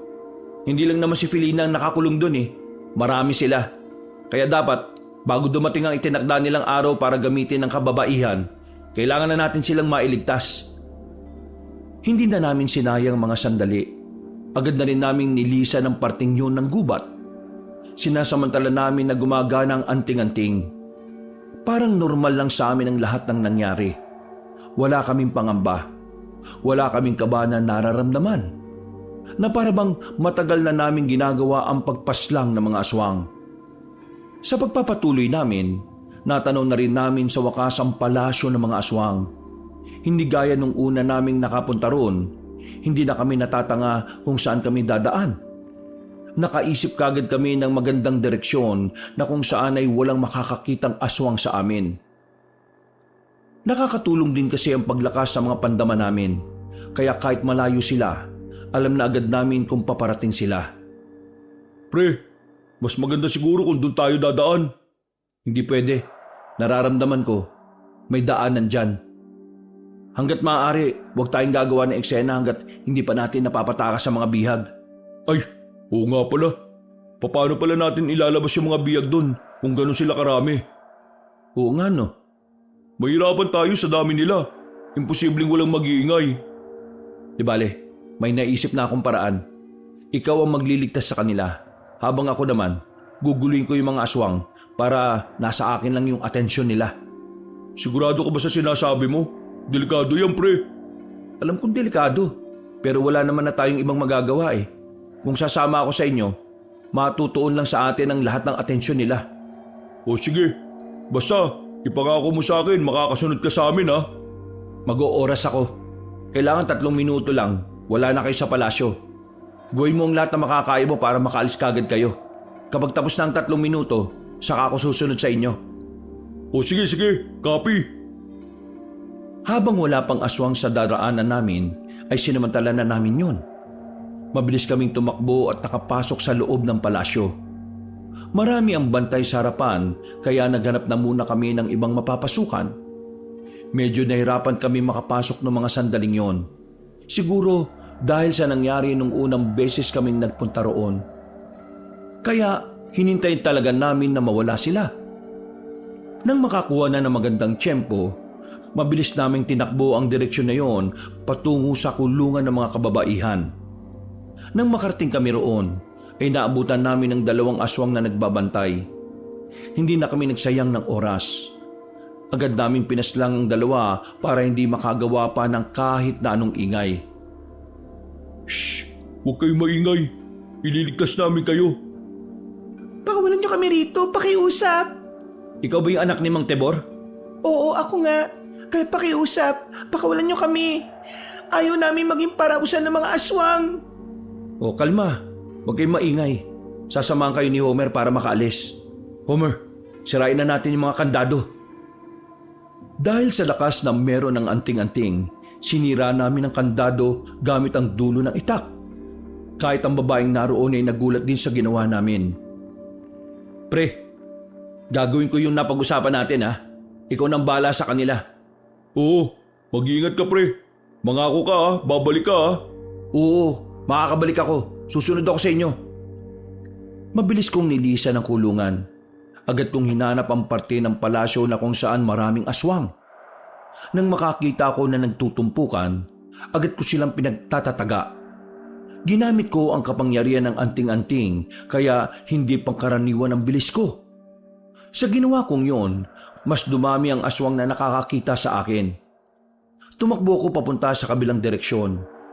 Nang sa ganoon ay hindi nila mamalayan na tumatakas na sila Homer. Wala naman akong naramdamang takot ng mga oras na yon. Parang normal lang sa akin ang lahat. Buwisit ng mga aswang to ah. Parami ng parami. Pero sige, ako lang ang pagtuunan nyo. Makakaalis na sila. Tumingin ako sa relo ko. 1 minuto pa lang ang nakalilipas, kaya kailangan ko pang libangin ang mga aswang na naroon. Nang muli ako makipaglaban sa kanila, ay nagulat ako nang bigla silang tumigil. Dumating na pala ang tinuturing nilang hari, ang matandang aswang na si Aburaha. Sino ka? At bakit ang lakas ng loob mong pasukin ang kaharian ko? Hindi na malaga sa akin kung sino ako. Ang malaga, nandito ako para ubusin ko kayong lahat. Hindi ka dapat nagsasalita ng tapos, bata. Baka nakakalimutan mong nag-iisa ka lang at sandamukal na aswang ang narito sa palasyong ito. Hindi ko nakakalimutan yon. Alam kong maraming aswang dito. Kaya nga ako nandito kasi dito mas marami ako mapapaslang na kagaya ninyo. Kung inaakala mong makakalayo ang mga pinatakas ninyo, nagkakamali ka. Mga bata, sundan niyo sila! Sa puntong ito ay nakaramdam na ako ng kaba. Hindi ko inaasahan na malalaman agad ni Aburaha ang plano namin ni Homer. Oh, bakit? Nagulat ka? Ano akala mo sa haring namumuno rito, tanga? Alam ko na kaya kayo nandito ay para pigilan ang paggawa namin ng bagong uri ng aswang. Pero binalas kayo dahil una pa lang alam ko na ang gagawin ninyo. Kaya malaking pagkakamali na nagpunta ka rito. Sinubukan mo pang magpakabayani pero wala rin palang mapapala. Mamamatay kang walang nakakaalam. Kahit na ano pang mangyari ngayong gabi, hindi pa rin ako magsisisi na ginawa ko ito. At kung sinusubukan mo akong sindakin, pasensya ka na, pero wala na sa bokabularyo ko yan.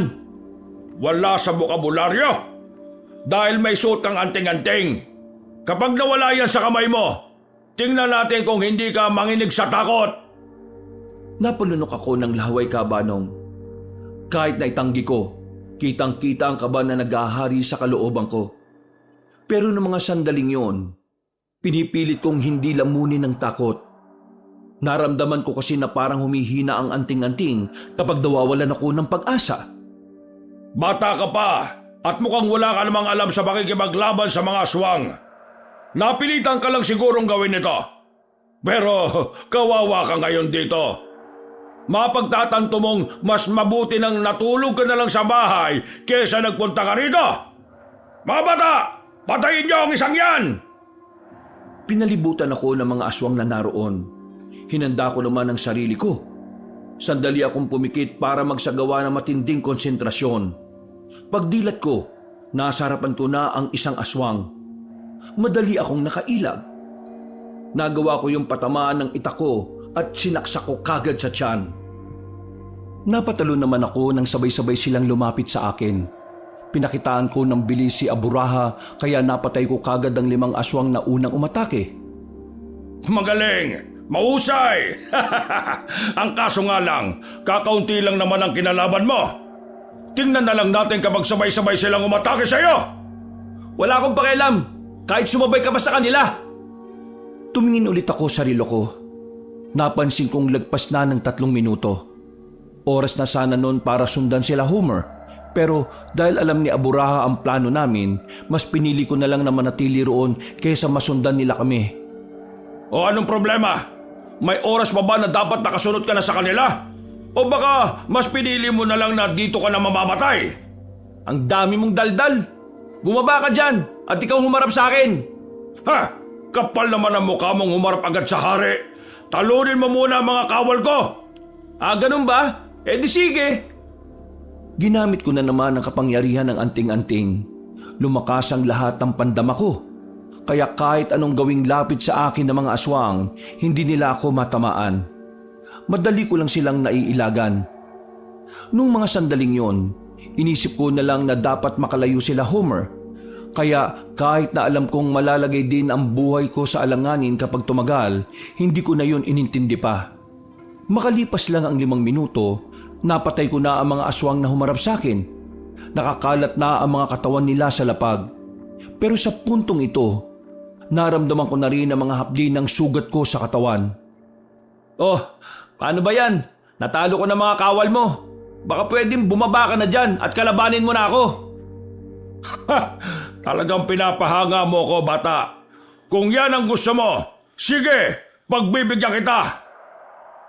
Tinanggal na ni Aburaha ang kapa sa likuran niya. Hindi nagtagal, nagbago ang kulay ng mga mata niya. Hindi pula, kundi naging kulay puti lahat. Dumami rin ang nakaumbok na ugat dito sa mukha. Sa mga pagkakataong ito, medyo nangamba na ako dahil alam kong lugi na rin ako sa laban. Marami na akong sugat, pagod na rin ako. At kahit pilit kong gumawa ng konsentrasyon, hindi na rin kinakaya ng utak ko dahil nararamdaman ko ang hapdi sa katawan ko. O ano? Bakit parang hindi ka na gumagalaw? Natatakot ka na ba? Ako? Natatakot? Magpapayuan ba ako dito kung natatakot ako? Ibang ka na yata eh. Kung gano'n, hindi maganda. Ang makakalaban ko pala ngayon ay matabang. Hindi ko na inintindi pa ang mga sinasabi niya. Nakatuon lang ako sa kung ano man ang gagawin niya. Kaso, kahit na anong gawin kong paghahanda, masyado pa rin siyang mabilis. Hindi ko na namalaya na nakalapit na pala siya sa akin. Pagtingin ko sa likuran ko, nakita ko na siyang naroon. Naramdaman ko na lang ang paghagod ng kuko niya sa likuran ko. Dahilan para mapadistansya ako kaagad. Hindi ka na mananalo sa akin, bata. Marami ka bang kakaining bigas? O baka palay? Para mas sumaba pa ang buhay mo? Inutil! Pansit ang nakakapagpahaba ng buhay, hindi palay. At hindi ako kumakain ng bigas. Sinasain ko muna yon. Noong mga sandaling yun ay ako na mismo ang umatake. Mabilis kong tinaga si Aburaha. Pero mas mabilis din naman siyang nakailag. Nakita kong iningitian niya lang ako. Nakaramdam ako ng pagkainsulto kaya mas lalo ko pang binilisan ang kilos ko. Pero nadaplisan ko lang siya sa pisngi. Pagsisisihan mong pumasok ka sa lungga ng aswang, bata. At hanggang sa kabilang buhay, magsisisi ka pa rin! Tingnan natin kung sino magsisisi. Akmang aatake na sana ako, pero bigla na lang may bumato na parang hugis lata sa harapan namin. Mga ilang sandali lang, naglabas ng itim na usok ang bagay na yon. Masakit sa ilong, nakakaubo, at masakit din sa mga mata. Nang kumalat na ang usok, naramdaman ko na lang na meron ng humila sa akin. Mabilis sa mga pangyayari. Napapikit lang ako sandali, pero pagdilat ko, wala na ako sa palasyo. Nasa kagubatan na kami. Bitbit ako sa balikat ng isang tao na hindi ko kagad nakilala. Nang makalayo-layo na kami, binabana niya ako at nagtago na muna kami sa sagingan. Bitoy? Sira ulo ka talaga. Muntik-muntikan ka na talaga. Teka, akala ko ba ayaw mo? At saka bakit ang bilis mo kung naitakas? Tingnan mo to oh. Oh, anting-anting yung nasa kamay mo ah. Pinuntahan ko si Mang Tibor. Nakonsensya ako eh. Hindi ko kaya naisipin na dalawa lang kayo ni Homer ang lalaban. Kaya sumunod ako. Buti na lang may dala akong gamit kahit papano. At buti na lang kamo, naabutan pa kitang buhay. Maraming salamat, Bitoy ah.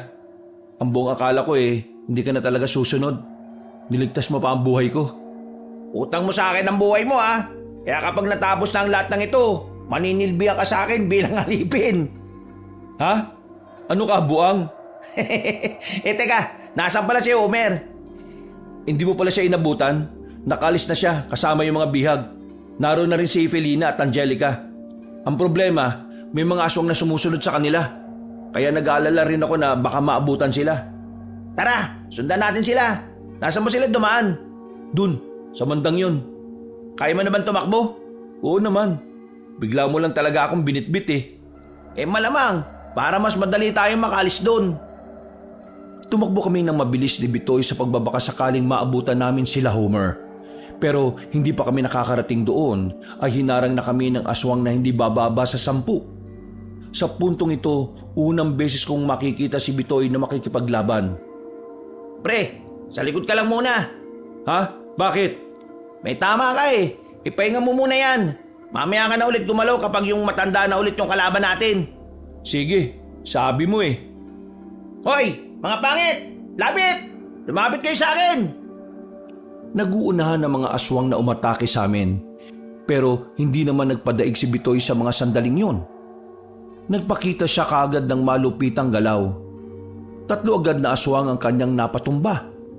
Ang mga natitira naman ay hindi rin nagpatinag. Sabay-sabay na lumusob ang mga yon. Pero dahil sa anting-anting na gamit ni Bitoy, hindi na ito nagawang patamaan ng mga aswang. Hindi nagtagal, unti-unti na niyang nalalaga sa mga nilalang. Samantalang si Bitoy ay wala man lang kagalos-galos. O ano, papalag ka pa ba? Mag-isa ka na lang. Akmang tatakbo ang natitirang aswang nang pinukulan ni Bitoy ng kutsilyo sa ulo ang nilalang. Nadapa naman kagad yon at sandaling nangisay. O pre, tara na. Muli kaming tumakbo para abutan sana sila Homer, pero hindi pa ulit kami nakakarating sa kanila. Nasundan na kami ni Aburaha. Dumudugo-dugo pa ang mga mata noon dahil sa usok sa palasyo. Saan kayo pupunta? Akala nyo ba makakaalis kayo nang hindi nyo pinagbabayaran ang ginawa nyo sa akin?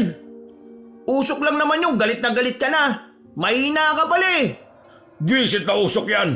Masakit sa mata. Kaya ngayon, papaslangin ko na kayo. Dahil kapag nakikita ko kayo, mas lalong sumasakit ang mga mata ko. Biglang humaba ang tenga ni Aburaha. Ganon din ang kuko nito at ang ilong. Tumangkad dito ng bahagya.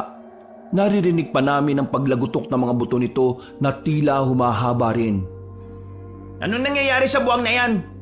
Mukhang nagpapalit siya ng bagong anyo. Kailangan na natin mag-ingat.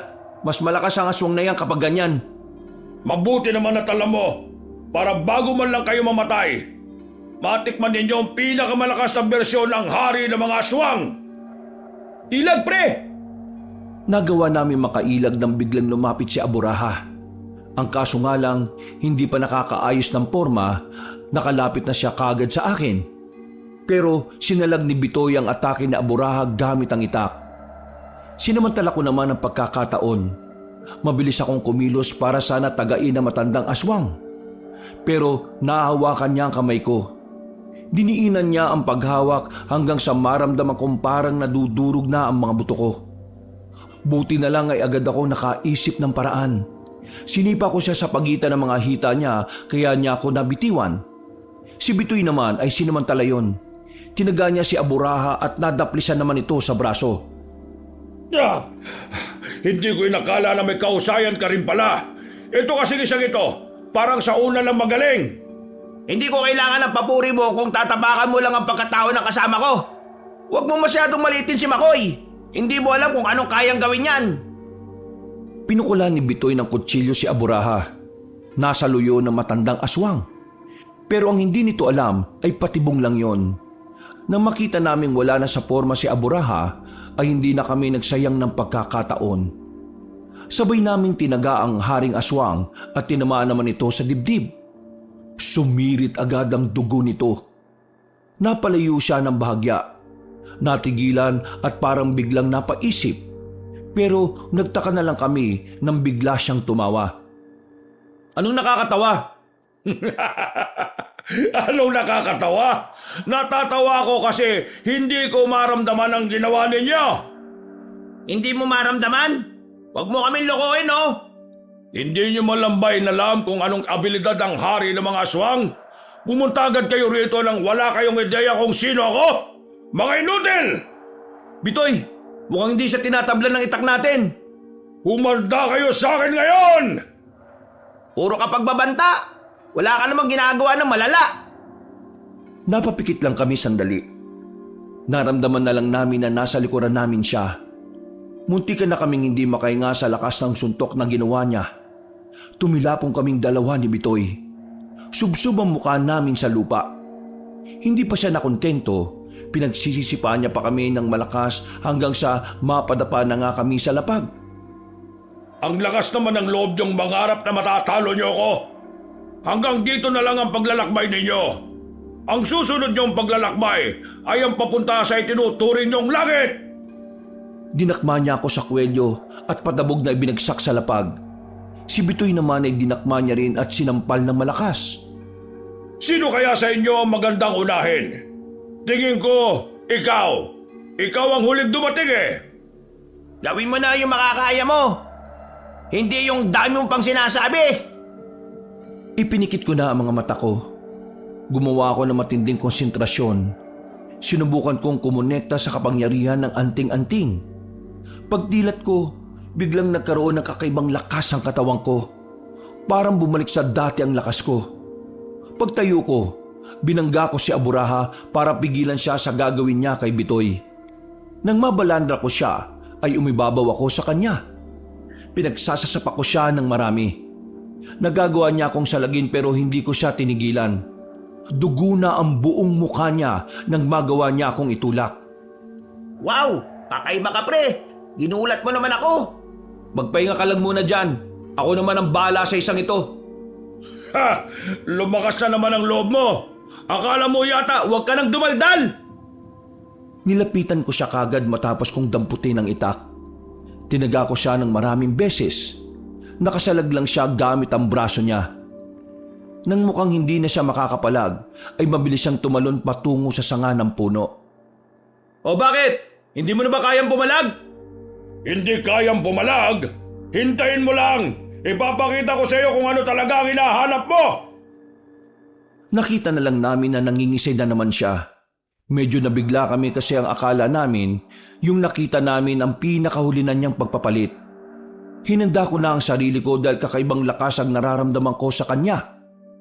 Pagkatapos siyang mangisay-ngisay, tumalon siya ng mataas palapit sa akin. Sinalubong ko naman siya. Pero pagdating namin sa ere, hindi ko inaasahan na mas mabigat siya sa akin. Kaya ang nangyari, ako ang naibagsak niya sa lupa. Sa isang iglap lang, biglang nagbago ang ihip ng hangin. Siya na ang mas malakas. Ako na ang tagilid.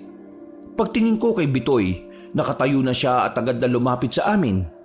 Pero mabilis na nakailag ang matandang aswang. Nadakma siya sa katawan. Isang malakas na suntok ang ginawa nito kay Bitoy. Bagsak na naman si Bitoy noong mga sandaling yon. Ako naman ay sinubukan kong makabangon ulit. Pero sa kasamaang palad, pinagsisisipa at pinagbababalibag niya ako. Noong mga sandaling yon, nakita namin si Aburaha na parang naging halimaw na. Hindi na siya nagsasalita. Parang ang tanging tumatakbo na lang sa isipan niya ay paslangin kaming dalawa ni Bitoy. Pre, ginawa na natin lahat! Wag kang susuko! Utal-utal na ako noon habang hawak-hawak ni Aburaha ang buhok ko. Lamog na rin ang mukha ko. Pikit na ang isang mata ko at ramdam ko na rin ang sakit ng buong katawan. Sinabi ko naman sa inyo na kahit anong mangyari, hindi kayo mananalo sa hari ng mga aswang! Hindi! Huwag kang maging kampante! Meron kang bisita! Hindi mo alam! Napatigil si Aburaha ng mga sandaling yon. Nagulat na lamang siya na may tumarak ng patalim sa ulo niya. Pagtingin namin sa gilid ay naroon na si Homer. Agad namang siyang lumapit sa amin at tinusok ng itak si Aburaha. Bumao ng itak sa tiyan nito. Pero kahit na ganon, ay tila hindi pa rin yung tumatalab sa kanya. Talagang may dumating pa para iligtas kayo? Maganda yan! Tama yan! Tama lang para 3 kayong papatayin ko! Uy! Ibahin mo ako sa 2 to! Wala pa akong kagalos-galos, no? Sariwang-sariwa pa ako kaya masasabayan kita! Matapang na lumapit si Homer kay Aburaha. Binunot naman ng matandang aswang ang punya sa ulo nito at nakipagsabayan kay Homer. Tila nag-ispadahan ang dalawa. Ano bang tinitingin-tingin yung dalawa? Gamitin nyo na ang anting-anting nyo! Kanina pa namin ginamit! Pre, kailangan natin kumonekta sa anting-anting. Ipikit mo ang mga mata mo at mag-concentrate ka. Sinunod niya ang sinabi ko. Ilang segundo lang ang nakalipas, sabay na naming naramdaman ang pagbabalik ng lakas namin. Tila nawala ang mga sakit ng katawan namin. Pagtayo namin, agad naming sinundan si Homer. Kinuha namin ang itak namin. Nang unang tumakbo si Bitoy palapit doon. Tinarak niya sa dibdib ni Aburaha ang itak. Nang mapatras si Aburaha, hindi na rin ako nagsayang pa ng oras. Humugot ako ng malakas na puwersa. Itinarak ko naman ang itak na hawak ko sa likuran nito. Pinatagos ko pa yun sa dibdib niya. Nang sabay na naming hugutin ang itak, gumewang-gewang na siya. Pero nakatingin pa siya sa amin ng masama, na parabang kaya niya pa kaming labanan. Pero hindi na pinatagal pa ni Homer ang oras na yon. Hinigupit niya ng malakas ang leeg ni Aburaha. Napatingin na lang ako sa ibang direksyon. Naramdaman ko na lang na bumagsak na sa lapag ang hari ng mga aswang. Ang galing natin! Nagawa natin! Nasaan ang mga bihag? Huwag ka mag-alala. Nakalayo na sila rito. Napatay ko na rin yung mga asong na umahabol sa amin kanina. Oh, panalo na tayo. Tiba-tiba na to. Hindi pa tapos ang laban. Anong hindi pa? Napatay na natin tong hari nila. Babalik tayo sa kaharian nila. Marami pang aswang ang naroon. Tama si Makoy. Marami pa doon kaya kailangan natin balikan. Kung di natin sila uubusin, baka magkalat pa sila kung saan-saan sa baryo eh. Walang nagawa si Bitoy kahit na tinatamad na siya. Bumalik pa rin kami sa palasyo ng mga aswang. Marami-rami pa rin kaming inabutan na aswang. Pinagpapapas lang namin ang mga yon. Wala kaming itinira kahit na isa. Pagkatapos, sinunog na rin namin ang buong palasyo. Hindi ko inakala na magagawa natin ang lahat ng ito. Totoo nga sinabi ni Mang Tibor. Walang imposible kung maniniwala tayo na kaya natin. Lahat ng ito ay nangyari dahil hindi tayo nawalan ng tiwala sa sarili natin at sa anting-anting na dala natin. At higit sa lahat, hindi tayo naghiwa-hiwalay na tatlo. Nagtulong-tulong tayo. Ngayon, kailangan na natin makauwi. Sigurado magiging masaya na si Mang Tibor nito. Nang masiguro na naming wala ng aswang na natira doon, agad na rin naming nilisan ng lugar na yon. Kasama namin ang mga kababaihan nang makalabas na kami ng kagubatan. Kanya-kanya na silang bumalik sa mga lugar nila. Nang makarating naman kami sa baryo namin, saka lamang nagsalita ang anak ni Mang Tibor. Maraming salamat sa tulong ninyo. Kung hindi dahil sa inyo baka naniwala na lang kami na wala nang pag-asa na mabuhay kami. Wala yon. Ginawa lang namin ang nararapat. Isa pa, gusto lang namin na maging masaya rin ang tatay mo. Sobrang mahal ka ni Mang Tibor. Nang mawala ka, hindi na siya mapakali. At ikaw naman, Angelica, puro ka kasi gala Yan tuloy, nadukot ka ng mga aswang. Sa susunod bago gumala, tulong muna sa bahay Napayuko na lamang ang apo ni Aling Ermita. Naglakad na rin kami at tinatid na rin namin si Angelica. Nang makabalik naman kami sa bahay ni Mang Tibor, tuwang-tuwa siya nang makita ang anak. Agad silang nagyakap. Naiyak na lamang si Mang Tibor sa sobrang saya. Akala ko hindi ko na makikita mukha mo, anak. Patawarin mo ako. Wala akong kakayahan na mailigtas ka. Wala kang kasalanan, Tay. Alam ko na ginawa mo rin ang makakaya mo para maibalik lang ako. Ngayon, ipinapangako kong hindi na tayo makakalayo pa, anak. Matapos silang mag-usap, lumapit naman sa amin si Mang Tibor. Hindi pa rin nawawala ang luha niya na magpasalamat siya sa amin. Niyakap na lang din namin si Mang Tibor. Noong gabing yon, pakiramdam ko yun na ang pinakamasayang oras ng buhay ko. Iba ang pakiramdam na makitang may dalawang taong muling nagkasama dahil sa ginawa namin. Kabanong, hindi na namin tinanggap ang perang binigay ni Mang Tibor. Namasukan na lang kami bilang tagapangalaga ng sakahan nila. At dahil nga roon, mas lalo pang naging malapit ang kalooban namin sa kanilang mag-ama. Si Aling Ermita, kusa na niyang ibinalik sa akin ang bahay ng tiyahin ko. Hindi na rin siya kagaya ng dati. Bumait na siya sa akin at maging sa iba na rin. Mula noon, naging payapa na ang buhay ko, Kabanong. Dahil mula nang mawala na ang mga aswang, naging ligtas na ang lugar namin para sa lahat.